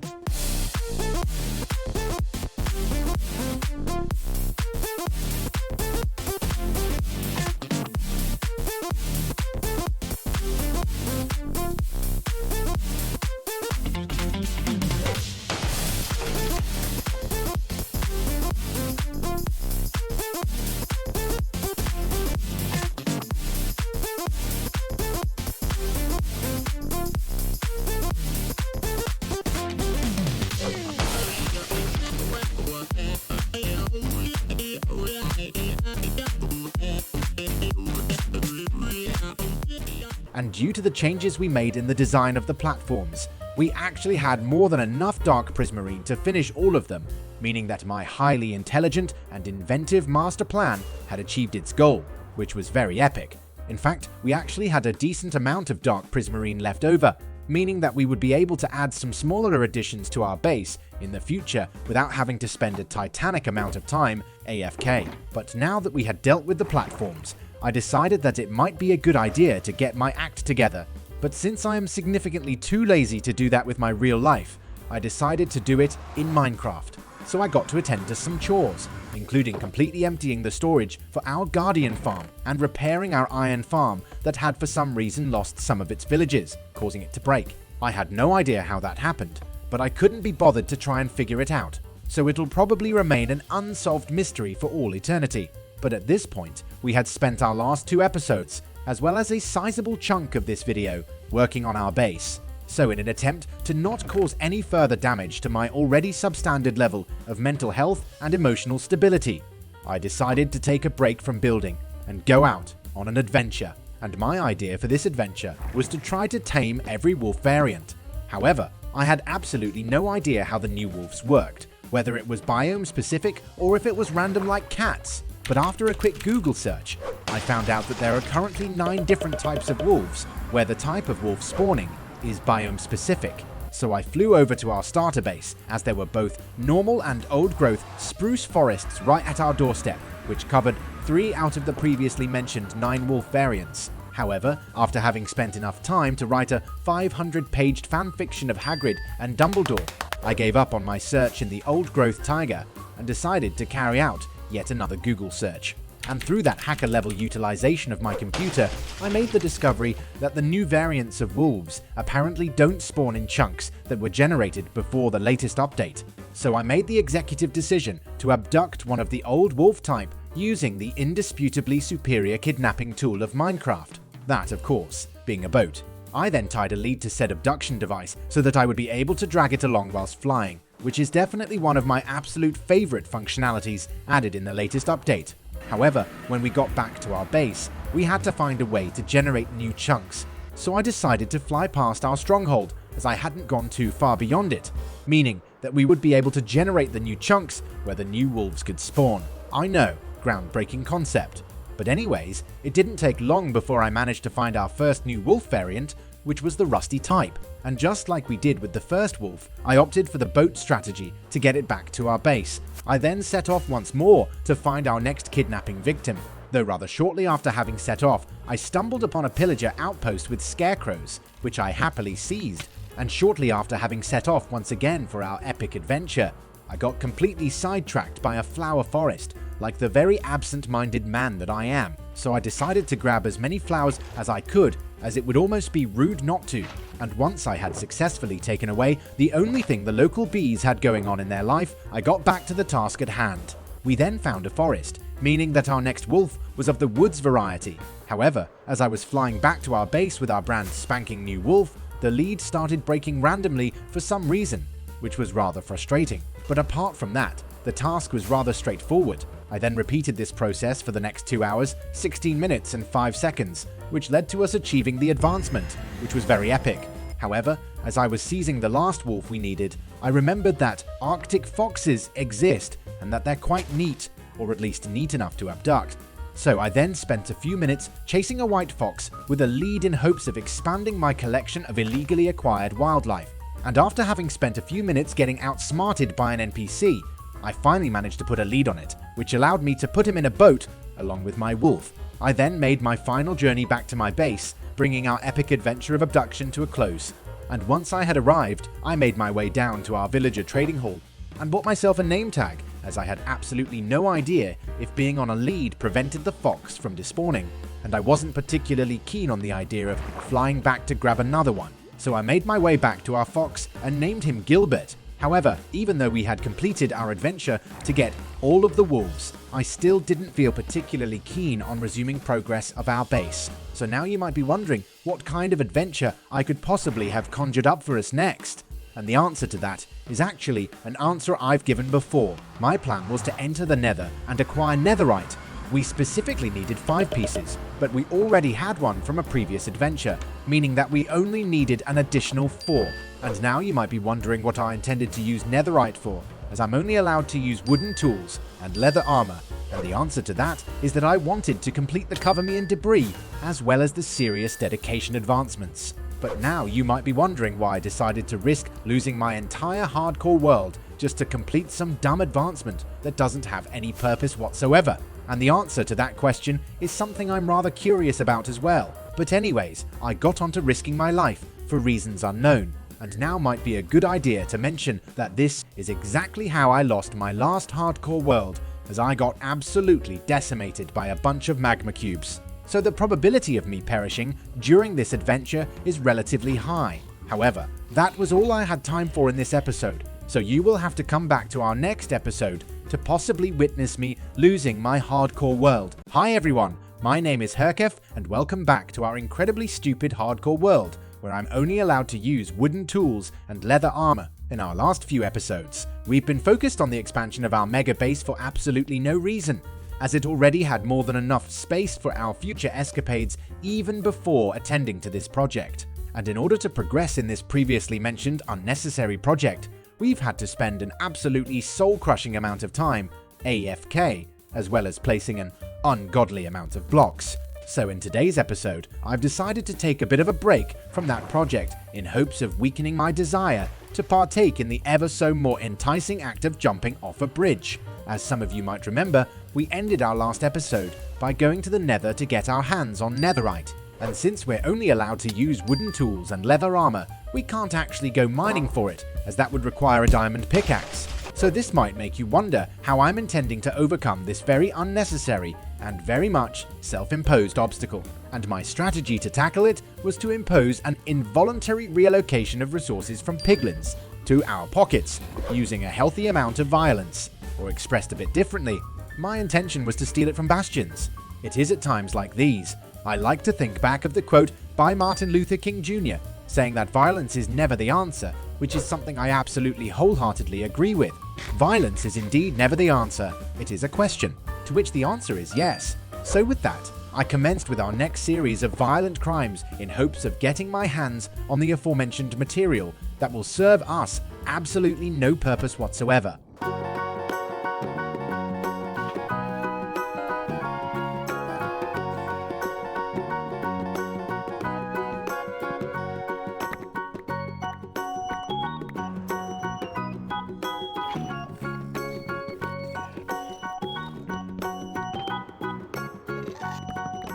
This actually went rather smoothly, which was a big surprise, but definitely a very welcome one, or at least it did, until all hell broke loose and everything went wrong, as I somehow managed to get outsmarted by a virtual pig in a video game made for literal children. But in an incredibly unexpected turn of events, I actually managed to narrowly escape what I thought was my imminent, underwhelming, and most certainly avoidable doom. This served as the indisputable evidence that my actions don't have consequences, which was very epic, so I decided to take that into consideration and got back to my criminal activities with the exact same strategy as before. And after having spent enough time for Leonardo DiCaprio to go through 3 girlfriends, we had finally managed to get our hands on enough netherite to accomplish my incredibly elaborate and important master plan. That, of course, being to make a full set of netherite armor as well as a netherite hoe, which we aren't allowed to use, to in turn get 2 advancements. But before going home to craft our precious and life-changing netherite ingots, I made a quick stop at our raid farm, as I had spent several hours flying around in the nether like some sort of an absolute knob, and by doing so, I had inflicted a decent amount of damage to the durability of our wings, pickaxes, as well as my will to live. But instead of tending to my crippling mental health issues by speaking to my doctor or therapist, I decided to tend to the more important things. And when I had resolved our aforementioned important issues, I made my way back to our base and rummaged around my absolute mess of a storage system to find the random diamond junk that I had accumulated. I have absolutely no idea why I hadn't thrown those away, but I guess that's the way the mop flops. But after having successfully located its whereabouts and picked out some diamond pieces along with a hoe, I got to converting them to their netherite counterparts. It then hit me that it would be pretty neat to display my completely unusable set of armor, which I had for some reason risked my life to acquire, on an armor stand.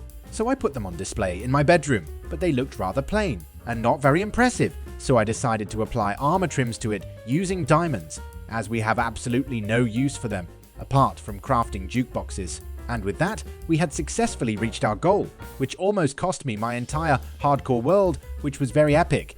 Though, as we've almost died in a rather gruesome, graphic, and somehow mildly arousing way, I thought that it might be a good idea to get back to our base expansion, as I thought that it might be a good idea to not perish. As some of you may have noticed, the circular platforms we built in our last episode are completely unused. And some of you might be surprised that this is most certainly not a design feature, but rather a part of the expansion where we'll be doing something quite different from our other projects. My plan is to build completely custom villages for biomes that currently don't have villages in them. So with this part of the project, we will, once again, rely on the same strategy which I am the most familiar, that of course being to improvise by coming up with vague ideas throughout the process and hope for the best. But now you might be thinking to yourself, why are you building some villages? Will they actually have a purpose? Or will they be just like the rest of the expansion, which serve absolutely no purpose whatsoever? And the answer to that is rather simple. As you may have noticed in my previous videos, I have previously partaken in the hallmarks that make this game great. The things that make this game so inspiring and irreplaceable to millions across the globe. The things that make this game a core memory that many of us will probably never forget, but rather will cherish even when we've gotten old and wrinkly. The things that make this game feel like home, and some of those, of course, being oppression as well as industrial level slavery operations. So TLDR, I need civilizations which I can oppress from the comfort of our home, and the first village that I will build up and oppress is going to be based on one of the newer, and, in my opinion, one of the coolest biomes that I wish had their own type of village.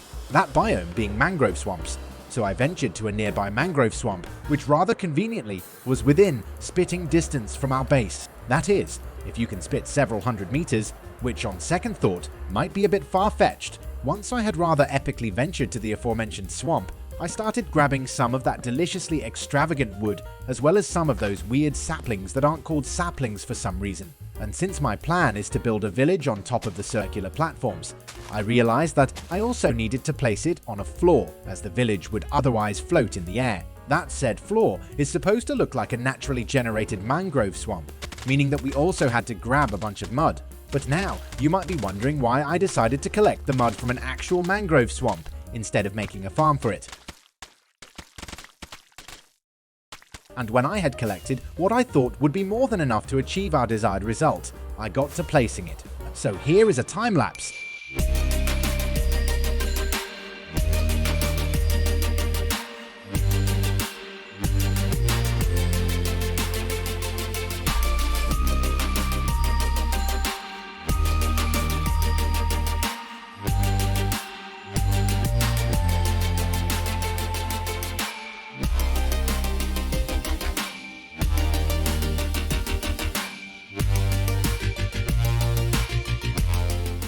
However, after having finished about 10% of the floor, we had completely run out of mud, meaning that I had underestimated the scale of this task, so much so that it may be interpreted as a rather mundane and unfunny joke, just like my real life. However, in my defense, I possess about the same level of intelligence and mathematical knowledge as a kindergartner with special needs. This means that I may very well have finished more than just 10%, though it also means that we could have finished less, but we don't talk about that. But putting my lackluster level of intellect and knowledge aside, I got back to disassembling the mangrove swamp. From there, I continued progress on the floor.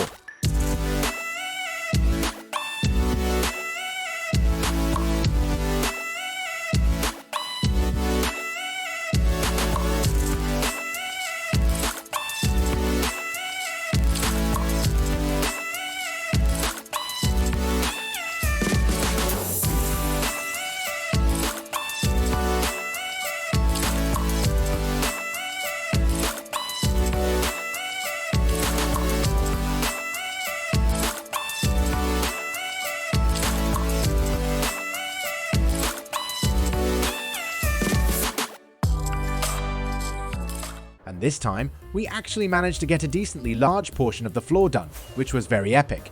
However, we still had a small patch that was still a work in progress, because of course we did.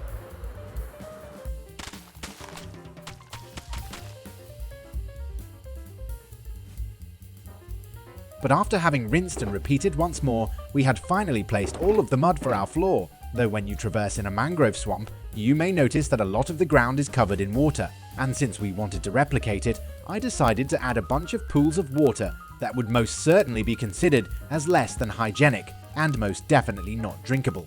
This was absolutely perfect, as the goal of these villages is to make its inhabitants as miserable as possible, and not having access to clean drinking water is a very good start.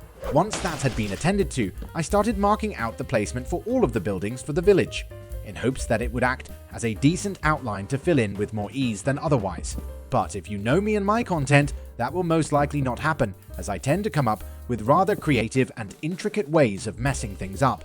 And once that had been tended to as well, I got on to collecting various materials which we will use to build this aforementioned village. Hi everyone, my name is Herkif, and welcome back to our incredibly stupid hardcore world where I'm only allowed to use wooden tools and leather armor. In our last few episodes, we've managed to accumulate a few advancements as we successfully kidnapped one of each wolf variant, and we did this to have them spend the rest of their lives serving as a decoration for my base, as I thought it would be nice to have some company for our future oppression and genocide-focused escapades. But by doing this, we managed to snag the whole pack advancement. We then went on and risked our life to get enough netherite to get both the cover me in debris and serious dedication advancements. And today, we'll be continuing our incredibly important and productive hunt for advancements, as I am still waiting for my prescription medication to kick in, which is very much needed in order to resume progress on our mega base expansion.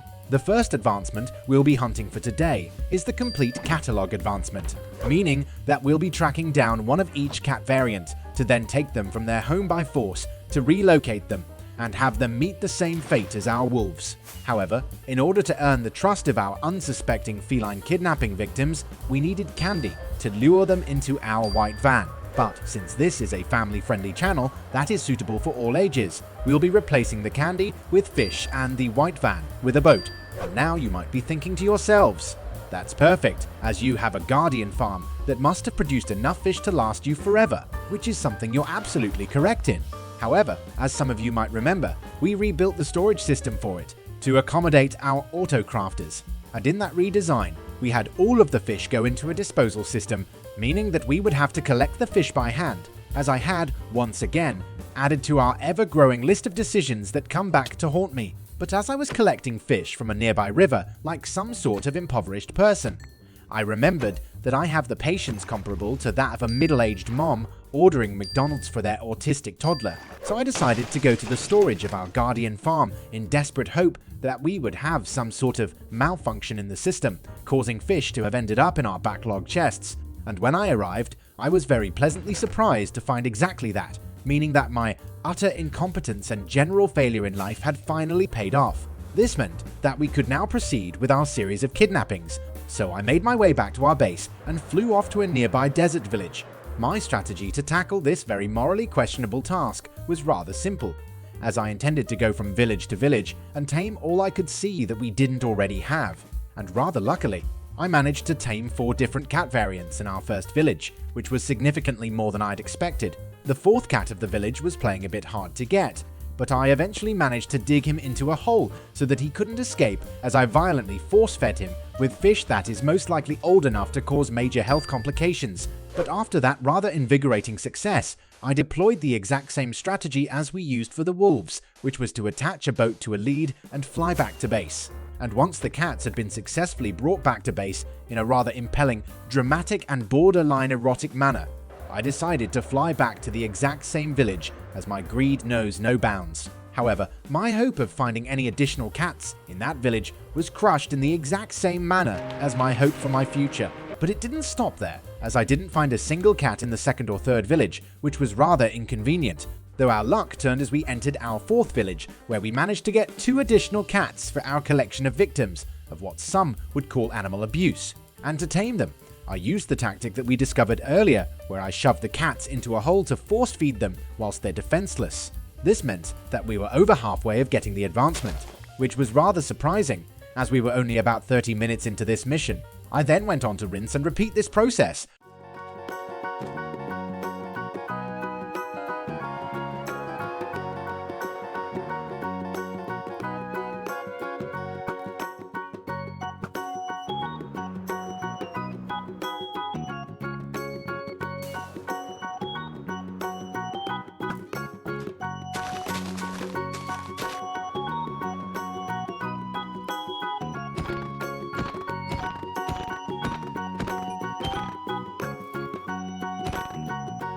And after a bit under 1.5 hours, I had finally managed to tame all cat variants, except for one, which was the black cat.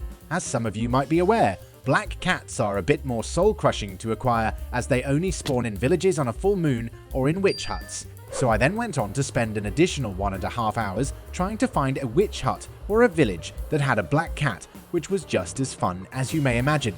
But after that said hour and a half, we had finally located a witch hut, where we acquired our last cat, as well as the precious advancement. And with that, we had successfully used over 3 hours of my time to acquire all virtual cat breeds, which was probably one of my most impressive accomplishments of my life, which now that I think about it, is rather concerning. But even with that impressive feat, we're still quite a bit away from getting all advancements. So I decided to attempt to get as many done as possible, and started checking off some of the easier ones, including using a lodestone and charging up a respawn anchor. Though I was rather quickly faced with a more difficult task where I had to get all potions effects at the same time. So I gathered up all of the potions I had readily available and partook in the act commonly associated with Southern Americans that are missing a significant number of teeth. That, of course, being illegal homebrewing. But as I had finished brewing all of the potions we needed, apart from one, I realized that we needed a cobweb for it, which is impossible for us to obtain as it required a pair of shears. Defeated, I put all of the potions in a shulker box and framed it, which we would count as its completion. I then moved on to our next advancements, which were both related to striders, where we needed to ride one using a fungus on a stick and also do it in the overworld.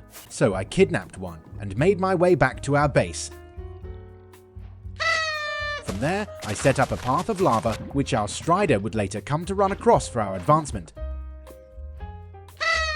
And once we had successfully acquired both advancements, I moved on to the Uneasy Alliance advancement, which required us to bring a ghast from the Nether into the overworld and then kill it. But rather luckily, some person on YouTube who has a significantly higher IQ than me had a really simple way of doing this, where I'd simply had to AFK, which is something I very much prefer over putting in effort.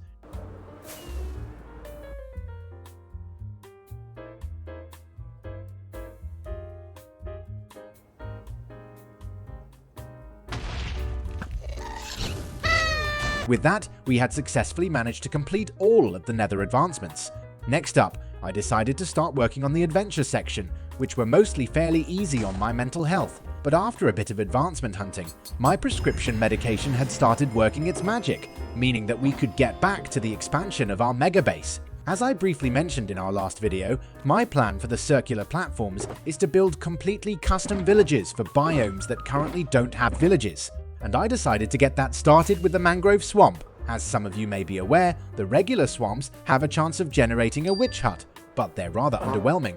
So I made the executive decision to make a witch-inspired village with completely custom houses and other random stuff that I came up with throughout this project.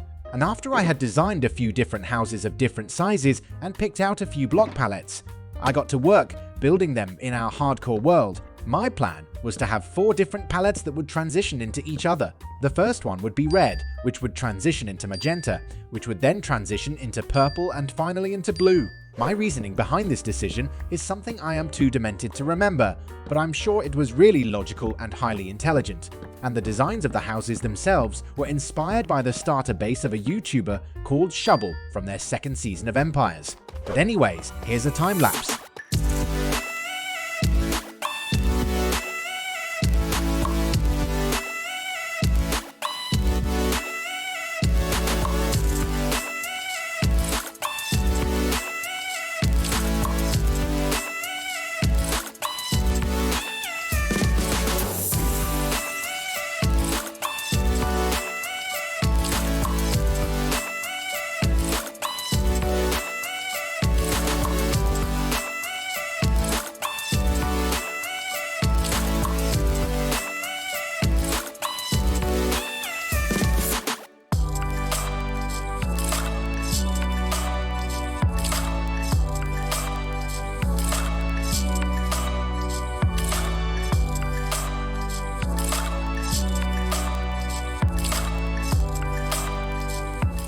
And after spending enough time to turn into fossil fuel and enough antidepressants to enter the 4th dimension, we had finally built all of the houses. However, at this point, the village didn't look particularly spooky, as it was basically just a bunch of houses with weird squiggly shaped roofs. I had absolutely no idea how to make it more spooky, so I procrastinated my intense brainstorming session by designing a bridge. And once I had finished designing the bridge, I had actually come up with 2 ideas that I could add to the village, as it's really close to Halloween. My idea was to build a cemetery, as well as a giant carved pumpkin. I know, what an innovative and original concept, isn't it? So I jumped back into my creative building world and started off by designing a carved pumpkin, which required a bit of testing around, as I am an absolute Neanderthal of a builder. But eventually, I managed to end up with a semi-decent pumpkin, which was very epic. And after having gathered some of the resources required for our pumpkin, I jumped back into our creative building world and designed a cemetery, which, just like our pumpkin, took a bit of trial and error for the exact same reason. But once that had been dealt with, I got to building them in our hardcore world. But as I was about to build the cemetery, I realized that I needed to demolish a couple of the houses we've built earlier, which highlighted my severely lackluster level of planning skills. Though putting my inadequate level of general skills needed to be classified as an adult aside. Here's another time lapse.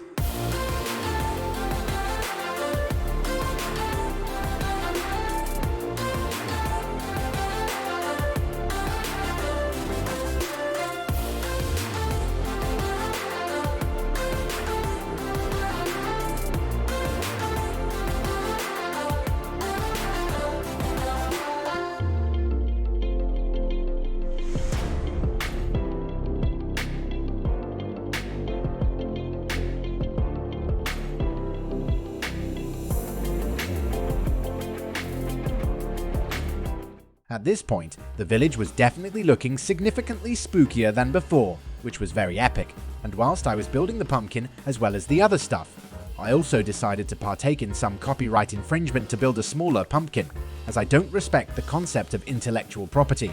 But the bridge as well as the cemetery looked a bit odd, as they were the only things that were made out of stone, so I decided to make the paths, as they would be made of stone as well, in hopes of it making those things a bit less out of place.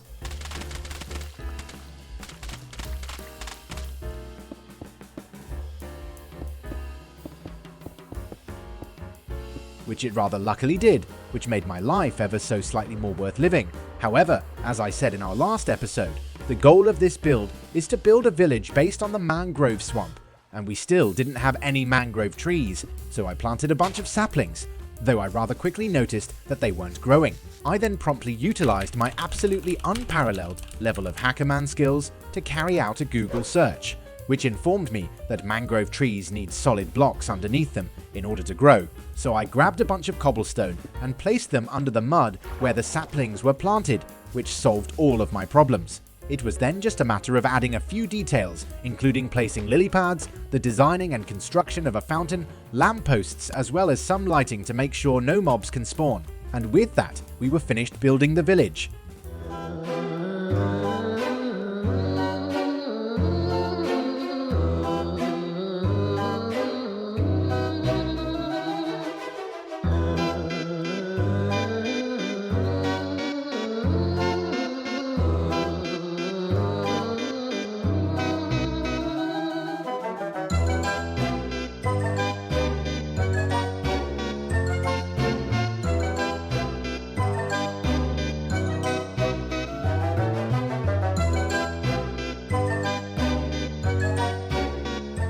Hi everyone, my name is Herkif and welcome back to our incredibly stupid hardcore world where I'm only allowed to use wooden tools and leather armor. In our last episode, we built a completely custom village based on the mangrove swamp, which took the form of a knockoff version of a haunted house you'd find at an illegal carnival run by people who don't speak your native language. And in today's episode, we're going to prepare and hopefully build an additional village for another biome. However, before tackling that, I decided to expand our bamboo farm. The reasoning behind this is that we were constantly running out of wood for chests, hoppers, pistons, and other random expenditures occurring in my spastic-like escapades. And since it's so annoying running out of wood for pistons, I decided to craft a stack of them and flew over to our bamboo farm. I then got to the expansion of our bamboo farm, meaning that all of our problems, as well as possibly world hunger, were about to be solved. However, due to my talent of seeking up and finding ways to fail miserably, I managed to forget to spawn-proof as I was expanding the farm, and in a rather unsurprising turn of events, an iron golem spawned and ended the career of the zombie who was putting my hostages in a permanent state of terror, also known as my domesticated terrorist. I then continued with the expansion of the farm, which was just as exhilarating as you might expect.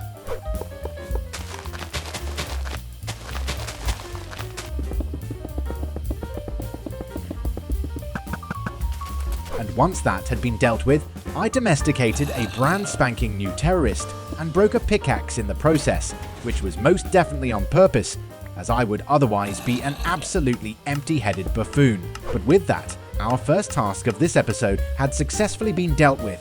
I then went on to buy a bunch of quartz from our stonemasons. I have absolutely no idea what I was intending to build with that, but I apparently needed a decent amount of it, as I decided to go to our gold farm to pick up even more. But as I had been AFK for a bit, I got the idea to connect our gold farm directly into our bartering farm, so that we wouldn't have to keep jumping down to our gold supply to bring it up to the bartering farm like some sort of schmuck, and I decided to do this by using a dropper tower. However, I made this decision forgetting a rather important detail, which was that it costs an arm and a leg and possibly genitalia to do. But at that point, I was in too deep even though I hadn't started yet. That is most certainly a lie, but let's pretend that I was, as I have no other explanation for it.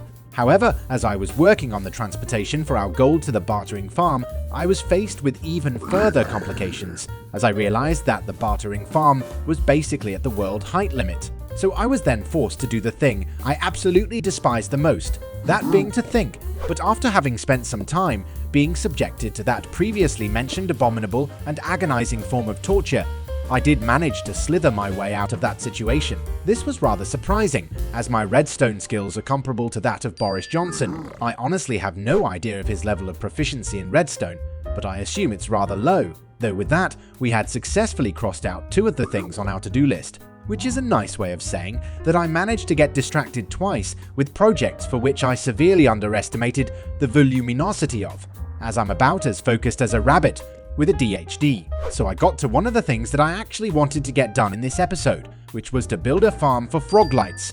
We actually only needed pearlescent for our project, but I figured that building a farm to get all varieties might be a smart idea, as it could make the life of future me a tiny bit easier. This felt rather weird, as I'm usually not very nice to that guy, as I'm not particularly fond of him. But I digress. But since I decided to do so, we needed a few frogs of all varieties. So I flew over to our local mangrove swamp in hopes of setting my absolutely brilliant master plan in motion. That plan included finding a couple specimens whom I would watch as they reproduce, to in turn take their children away from them, to then place them in an unfamiliar environment to deliberately cause them to mutate. It is plans like these that are the reason I absolutely love this game. And after having jumped around in the swamp in a very productive fashion, I managed to find 2 victims who would come to serve as the Adam and Eve to my previously mentioned degeneracy. I then force-fed them with balls of mucus in a moderately violent fashion to have them produce offspring for me to steal, meaning that the plan was officially a go. The frogs were then pushed into a hole in the ground, whilst we were waiting for their offspring to evolve into their kidnappable form. I then went on searching for more frogs, as we needed 4 of each type for the farm, and as I had shoved 2 additional frogs into the hole, the offspring had now turned to tadpoles, meaning that we could now go get the other variants. So I shoved them into a few buckets and packed up our stuff.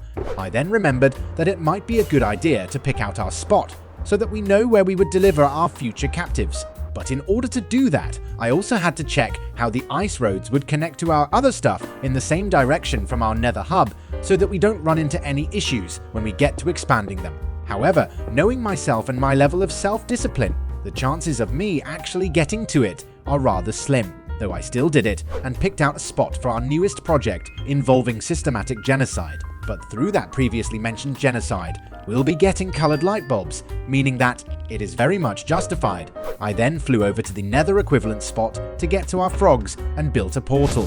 Then began the action-packed segment of this video, where I dragged some frogs across the roof of the game's equivalent of hell. It was then just a matter of grabbing the 2 remaining varieties of frogs. So I made my way to a forest and plonked 2 of the tadpoles we had acquired earlier and repeated the same process. However, as the frogs had grown up, I was assaulted by a creeper out of nowhere, but after a quick change of underwear, I made my way back to the base to go into the nether, though I rather quickly realized that I had forgotten to screenshot the coordinates of the frogs and had to fly back once more. With that, I repeated the exact same process and had successfully gotten myself 4 of each frog, meaning that we could get started building the farm. I decided to use a different one from the one I built in our last world, as I was feeling a bit adventurous and brave.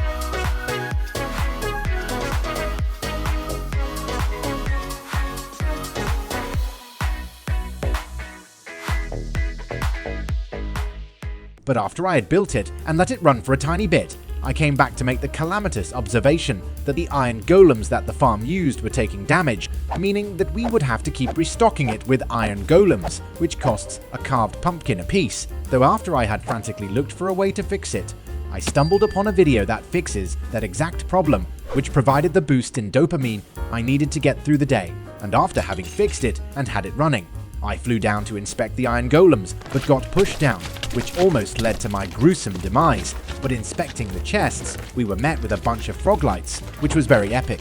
We actually got more than 2 shulkers of each variant, which would hopefully be enough for our upcoming project. But now some of you might be wondering what our next project is, and the answer to that is yet another custom village. As some of you may remember, the custom villages we'll be building are going to be based on biomes that don't currently have villages. And the next biome we'll be tackling is the Mushroom Islands. So I flew over to the Mushroom Islands we found right next to our base a while back and defiled Mother Nature by deconstructing a bunch of mushrooms as well as a bunch of mycelium. And since we were on a mushroom island, we didn't have to deal with any hostile mobs as they couldn't spawn, which was very epic, with the exception of phantoms, which we did get harassed by. I then moved on to the placing of the mycelium we had gathered in a very epic manner, so here's a time lapse of that.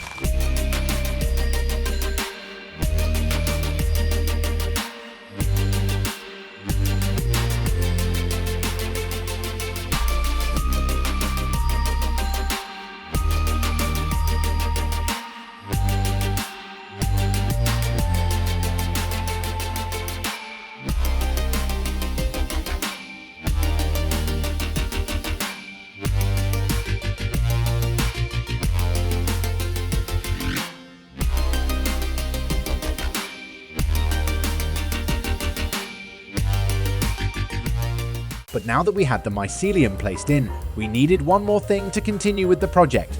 I wanted to add elevations on the mushroom island where there'd be small hills with exposed stone. However, smelting a bunch of cobblestone is rather slow and annoying, just like me, so I decided to build a super smelter, which, admittedly, is something I probably should have built a while back, but as people usually say, better late than never, so I started gathering everything I'd need for the aforementioned smelter, which you who have built super smelters before would know involves an absolute perverse number of hoppers. After having crafted a rather large number of hoppers, I realized that I didn't know exactly how many I needed, so I hopped into a creative testing world and discovered that a hopper line would need 26 furnaces to constantly feed into our output chest. Since I had been traumatized from our experience with our froglight farm, I decided to go with the design I always go for, and that design required 3 hoppers per furnace, and we were going to have 4 hopper lines feeding into our chest, meaning that we needed 312 hoppers, which is just shy of 5 stacks. This meant that I needed significantly more wood than I had estimated earlier, so I had to fly off to our area where we usually farm wood, where I decided to break one of my axes for fun. I then had everything we needed to construct our super smelter, meaning that the only thing left we needed to do was to pick out a spot where we would build it. And as I was thinking about that, I came to the horrific realization that it would most likely have to be built under our trading hall, meaning that we would have to build an entirely new floor to house it, but this is something that would have to be dealt with next time. Hi everyone, my name is Herkif, and welcome back to our incredibly stupid hardcore world, where I'm only allowed to use wooden tools and leather armor. In our last episode, we made a few preparations for our upcoming project, that project being yet another village. Now some of you might remember that we were actually hoping to get that built in our last episode, but in a rather unsurprising turn of events, I had, once again, severely underestimated the amount of stuff that needed to get done and severely overestimated my level of productivity, resulting in us having to build the village in this episode instead. However, putting my rather worrying and borderline crippling level of incompetence aside, we actually ended our last episode right as I was about to build a super smelter. As I deployed the strategy, I used the most out of my entire arsenal, that being to procrastinate and leave it for future Herkef to deal with.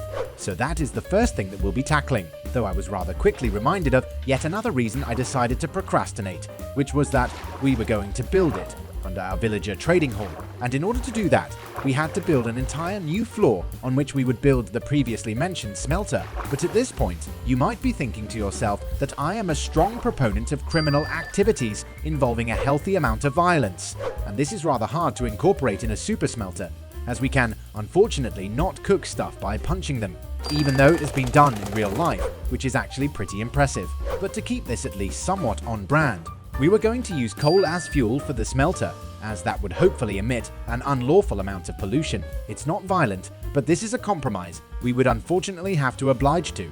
So I went on ahead and started work on the floor underneath our villager trading hall, which would come to house our previously mentioned pollution-focused project. I was actually about to say that we have a time-lapse for this, but that's apparently not the case, so here's an incredibly captivating and epic first-person montage.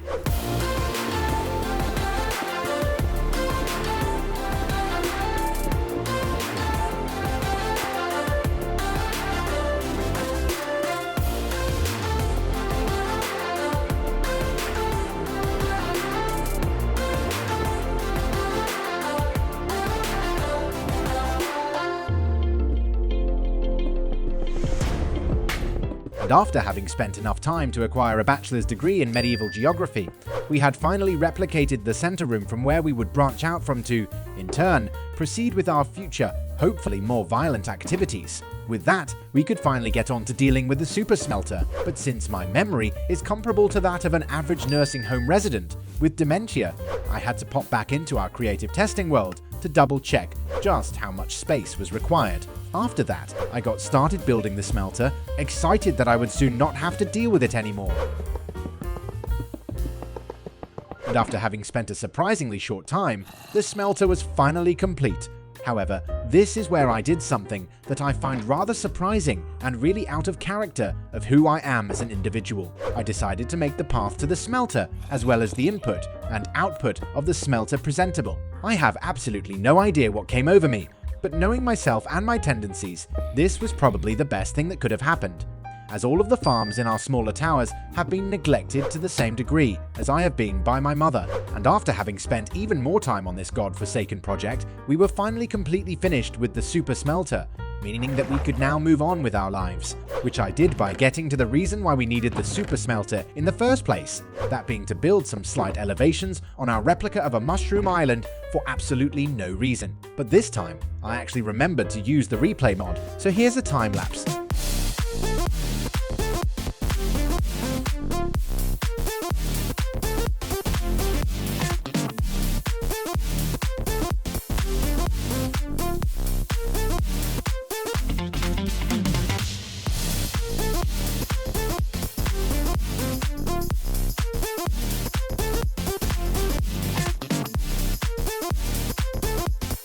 I decided to go with 2 little mounds, which would hopefully make the village a tiny bit more interesting. However, looking at it from above, it's quite apparent that the mounds are really small and will probably have a minimal impact on the overall build, meaning that I had spent several hours of my time that many say are the peak years of my life building an absolutely ridiculous super smelter for 2 incredibly underwhelming mounds. And just to top it all off, I had, as per usual, also completely forgotten to light the inside of the mounds up, meaning that I had to carry out a quick extermination mission.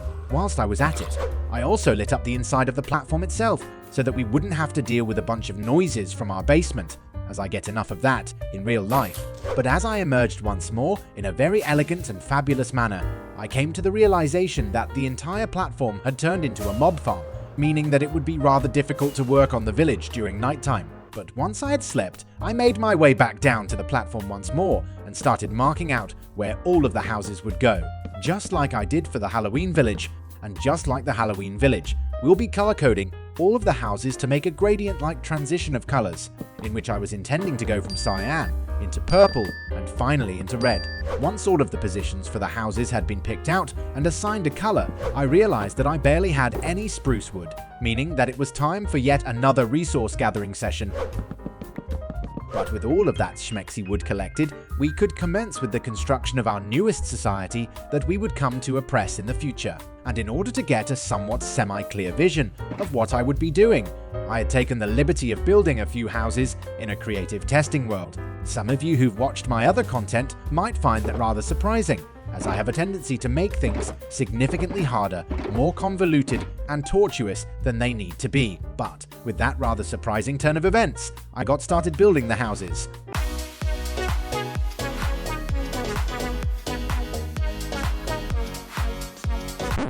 Though, as my memory is, as previously mentioned, comparable to that of an average resident of a nursing home suffering from dementia, I had somehow completely forgotten how to build the houses, meaning that I had to pop back into my creative world where I had designed them. And with that casual little display of one of the many reasons I have no friends, I started work on the small houses for the village.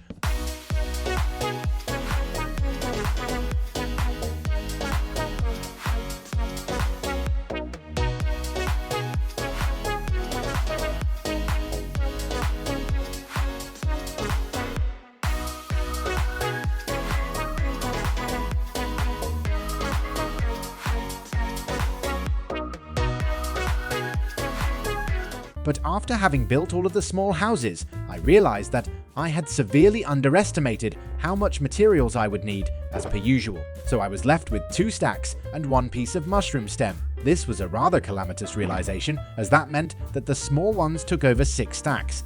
And as some of you might be able to imagine, the small ones required the least amount of the previously mentioned stem. Those of you who have built anything using mushroom stems in the past would probably know that is the most annoying mushroom block to get.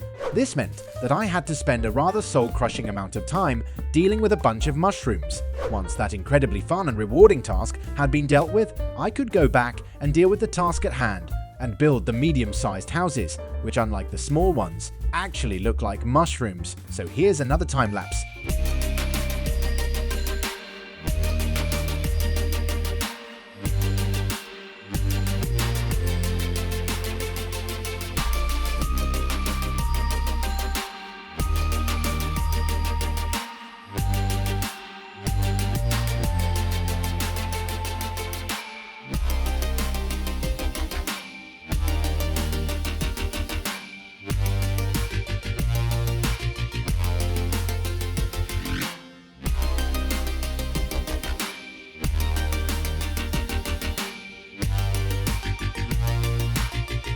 and after having spent a bunch of time doing various tasks such as building, several additional trips back and forth to grab more materials, as well as what I would say is a healthy amount of procrastination, which is quite possibly something that my therapist might disagree with.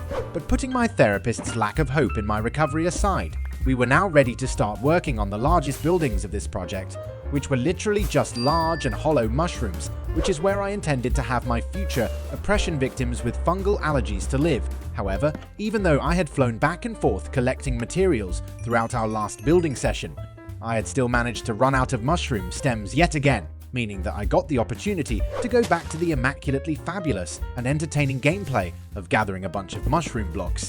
And whilst we were out gathering stuff, I thought that it probably wouldn't hurt grabbing some extra shroom lights, seeing as we were going to use some for one of the Giga mushrooms. We were then on the home stretch, where the 2 Giga mushrooms were the last buildings left for this project. However, I expected these to be the most annoying to build, as they were significantly more organic-like than the other builds. But at this point, I had already spent more time procrastinating than I would be comfortable admitting to my therapist. So I grabbed some more mushroom stems and started building yet again to finish this project once and for all.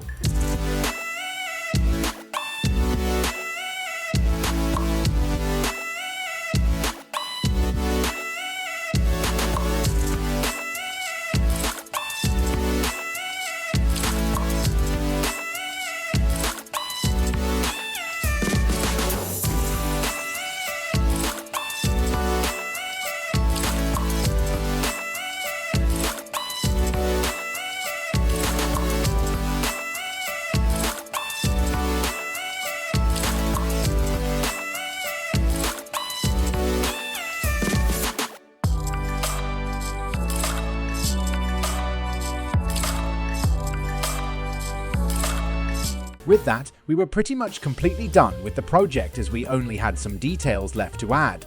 One thing included in said details was a path to connect all of the houses, and the material I decided to use for them was a combination of packed mud, mud bricks, and coarse dirt, as I thought that made more sense than a stone path like we did in our last village. But now you might be wondering why I thought it made more sense to use mud rather than stone. So with the paths done, I moved on to adding chains to the underside of the mushroom caps, from which we could hang lanterns and end rods, as I thought that would look cool. But it then hit me that we didn't actually have a design for lampposts to add to the village. This was a bit of a problem, as we didn't want any hostile mobs to spawn, as that would mean that the inhabitants of this village would have a way of escaping my fascistic escapades. So I jumped back into the creative testing world once more and tried to come up with a decent design for lampposts. I initially tried to make them look like mushrooms by using sandstone walls, birch, and red mushroom blocks. However, that looked about as pleasant as an infected hemorrhoid, so I decided to go for another strategy. I then remembered that I could do exactly what we did with our cave transformation, where we simply placed a red mushroom block on top of an end rod. This was actually perfect, as we could also use this to light up the rest of the platform. So I deployed our newly thought out master plan and spammed a bunch of end rods to then place a red mushroom block on top. I then grew a bunch of mushrooms surrounding the village, as the platform was looking almost as lonely and empty as me. But as I had grown the previously mentioned mushrooms, I remembered that mobs can spawn on top of them unless they're lit up. The red ones were pretty simple and straightforward to deal with, as we could just stick a light source on top and hide it with a red carpet. However, the brown ones were a bit more tricky, so I started exploring my options in our heavily overused creative testing world, in which I made the rather unexpected discovery that the color of brown mushrooms is really similar to that of junglewood. So I decided to use junglewood trapdoors on top of the brown ones. And with that, we were completely finished with our second village.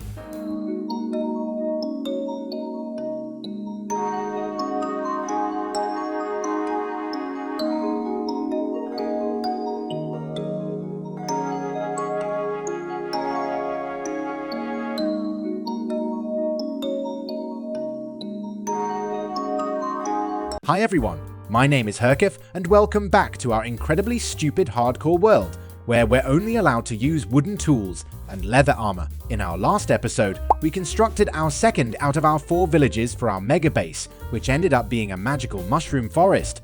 And in that said mushroom forest, we placed a bunch of suspiciously colored, most likely poisonous, and possibly radioactive mushrooms.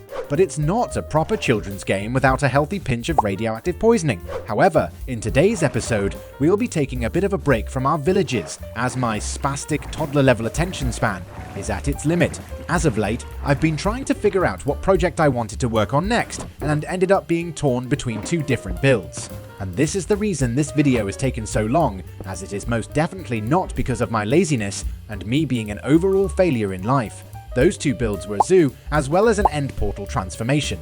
So after having spent a bunch of time drowning in the sea, that is my indecisiveness, I got the brilliant idea to do both at the same time by combining them into one build. But after I had designed the building in my creative world, I realized that it was basically completely made out of blocks that aren't farmable, meaning that I would have to put in effort. And since effort is one of the many things I tend to avoid, I decided to procrastinate by doing something rather productive. That is most certainly rather contradictory. But as many of you returning viewers probably know by now, I regularly say things that make very little sense. But anyways, I started off by gathering all of the mobs we wanted for the zoo. The list of mobs we were looking for was made up of basically all friendly mobs, with a few exceptions. Those exceptions were villagers, as I already have a bunch of them on display in the form of financial exploitation victims. I was also not going to collect all the ocean creatures, as my level of motivation, competence, discipline, and overall will to live wouldn't permit that. And the plan was to have the building sit on top of the ocean, so there will probably be a bunch of aquatic life right on its doorstep anyways. At least that is what I'll be using as an excuse to not have to deal with that. But anyways, I started off with the basic animals, such as sheep, cows, and pigs, the reason being that those were most definitely going to be the easiest to deal with. And as some of you may have guessed, I decided to go for the strategy where I shove them all into a boat to then fly them back to my base. Once those basic idiots had been successfully outsmarted with the use of a boat, I got on to rabbits. This started out rather well, as I managed to snatch a couple from a nearby desert, which was very epic.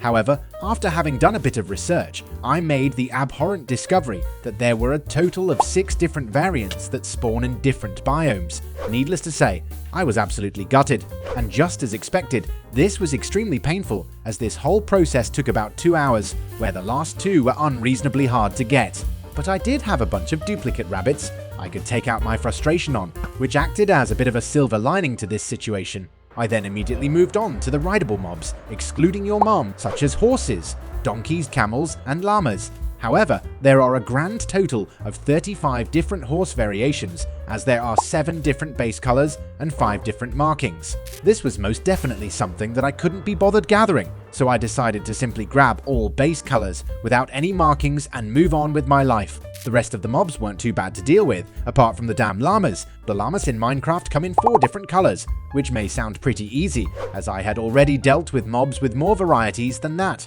However, 2 of the colors of llamas look basically the same, making this one of the hardest mobs to deal with. But around 2 bottles of happy juice in, we had finally managed to collect one of every color, and we had actually already collected every wolf variant as well as cat breed in our previous kidnapping sessions, meaning that we were able to get this done a bit earlier. It was still significantly longer than what my fragile mental health was prepared for, but I digress. But now that we had kidnapped every single mob that we needed, I had to go back to the very thing I was procrastinating, which was to gather a bunch of materials for the build where we will have the zoo as well as our main end portal. The main material of the design I came up with was sandstone, and as most of you are most likely aware, sandstone isn't renewable or possible to make an AFK farm for, meaning that I had to put in some effort. Now, some of you might be thinking to yourselves that you can farm sand using an end portal, and you'd be absolutely correct. However, duping is lame, so I bit the bullet and got to mining. This was an absolute nightmare, not just because I couldn't sit and watch it generate on its own, but also due to the durability of wooden tools being about as high as my IQ. So not only did I have to mine everything manually, but I also had to stop to repair my tools every other second. I took this time to think about how my life is in shambles, and that I had been reduced to collecting a bunch of materials in a video game with a self-imposed handicap to make my life worse than it needs to be. But after a while, I realized that I had completely overlooked a brilliant form of violence, that of course being explosives. So I grabbed a bunch of TNT and made my way back to the desert to resume with our excavation, and this method was significantly more efficient than our previous peasant-style tomfoolery, as each piece of TNT yielded about 2.5 stacks, which gave me a slight boost in dopamine and a slight tingle in the southern regions. But now you might be thinking that I am an absolute knob and should have picked materials that are actually farmable and easy to get. And it is my pleasure to inform you that I am an even bigger knob than you had initially thought, as the design I had come up with also required a decent amount of quartz and glass. So I continued the grind that most people would have used to further their career, skills or something else that is actually useful, collecting more materials for our project. I started off by trading with my villagers to get my hands on quartz, which was actually not that bad, as we got quite a few stacks every Minecraft day. However, I am a very lazy man, so I flew over to our gold farm and stood AFK overnight in hopes of getting a bunch of quartz from doing literally nothing. But the results of this strategy were almost as underwhelming as my annual income, as I came back to about 11 stacks worth of quartz after having spent an entire real-life night standing AFK. Defeated, I made my way back to the raid farm to continue with our financially devastating strategy of getting quartz. Sometimes I wonder whether it's the villagers or me who is enslaved. But then I remember that the villagers are literally the product of generations of forced inbreeding, to then be killed and resurrected to in turn be locked up in a 1x1 block area, being denied sleep and any form of interaction other than with me. After all, it's not a proper children's game without a pinch of intergenerational slavery. And when I had spent a bit over 15 months, we could finally move on to the next step of the material collection, that being to smelt all of the stuff that needed smelting. I couldn't be bothered trading for glass with my librarians, as it would have taken an unreasonable amount of time, so I had to smelt sand to get glass. We also needed to smelt all of the quartz, as all of it was supposed to be smooth, and I did the same with a portion of our sandstone, but with that, we were finally done with the material gathering, which was a huge relief. So I moved on to the next step of measuring the build from my created world, and checking if it would make sense with the location of our end portal. This is probably something I should have done beforehand, but doing the smart and sensible thing is a bit off-brand for this channel, and this did of course come back to chomp my derriere, as I took a step back and realized that our end portal was in a cold ocean and was pretty close to shore. This is something I had completely forgotten, as my design from my creative world was made for warm oceans. Needless to say, this was rather problematic. And just to give some context, I had spent longer designing this build than I did for my mega base, which is partly the reason why there hasn't been many new episodes from this world lately. So I wasn't too keen on the prospect of having to start all over again, so I decided to throw a Hail Mary and locate another stronghold. But as we arrived at the next stronghold, I noticed that it was in a spruce forest, which was even worse than our first location. However, before going back to the drawing board once again, I decided to try my luck with a few other strongholds. And lo and behold, our next one was actually right in the middle of a warm ocean. I don't think I've ever been this lucky in anything before. It would have been nice to have that for some lottery to escape the financial abyss that I have cast myself into, but this is nice too, I guess. So I marked out the area and everything looked good. I then made the shocking discovery that the ocean of the stronghold we just found was the exact same ocean where we have our base, which was very epic. And in normal circumstances, I would say that we have a time lapse. However, one of my very many weaknesses is my intelligence. Like many others, I'm using a third-party launcher to launch Minecraft called Modrinth. And in Modrinth, you can right-click on the specific instance you use and go directly to the instance's map, where you can find the saves, screenshots, etc. And if you've ever tried recording gameplay, you may be aware that the raw footage takes up a lot of space. So I went into the instances in Modrinth and noticed that there was a map that was taking up 70 gigabytes of space that didn't seem to be part of any instances I could see, including my main one. Naturally, I deleted it, and apparently it was connected to my main instance in some weird way I'm not intelligent enough to understand. So now we don't have any replay footage from before this absolute tragedy. But with that out of the way, here's a patchy compilation made with the footage I do have. And as a bit of a heads up, this one is absolutely massive, but I hope you enjoy it nonetheless.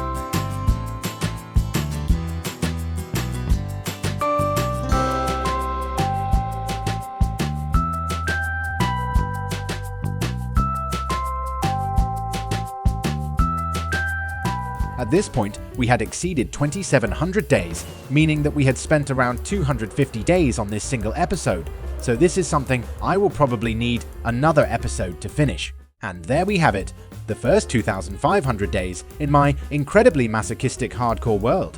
I hope you enjoyed it. Please leave a like and subscribe if you did, and I'll see you in the next one. Oh, and feel free to check out the hardcore series that is linked on the screen. Have a good one!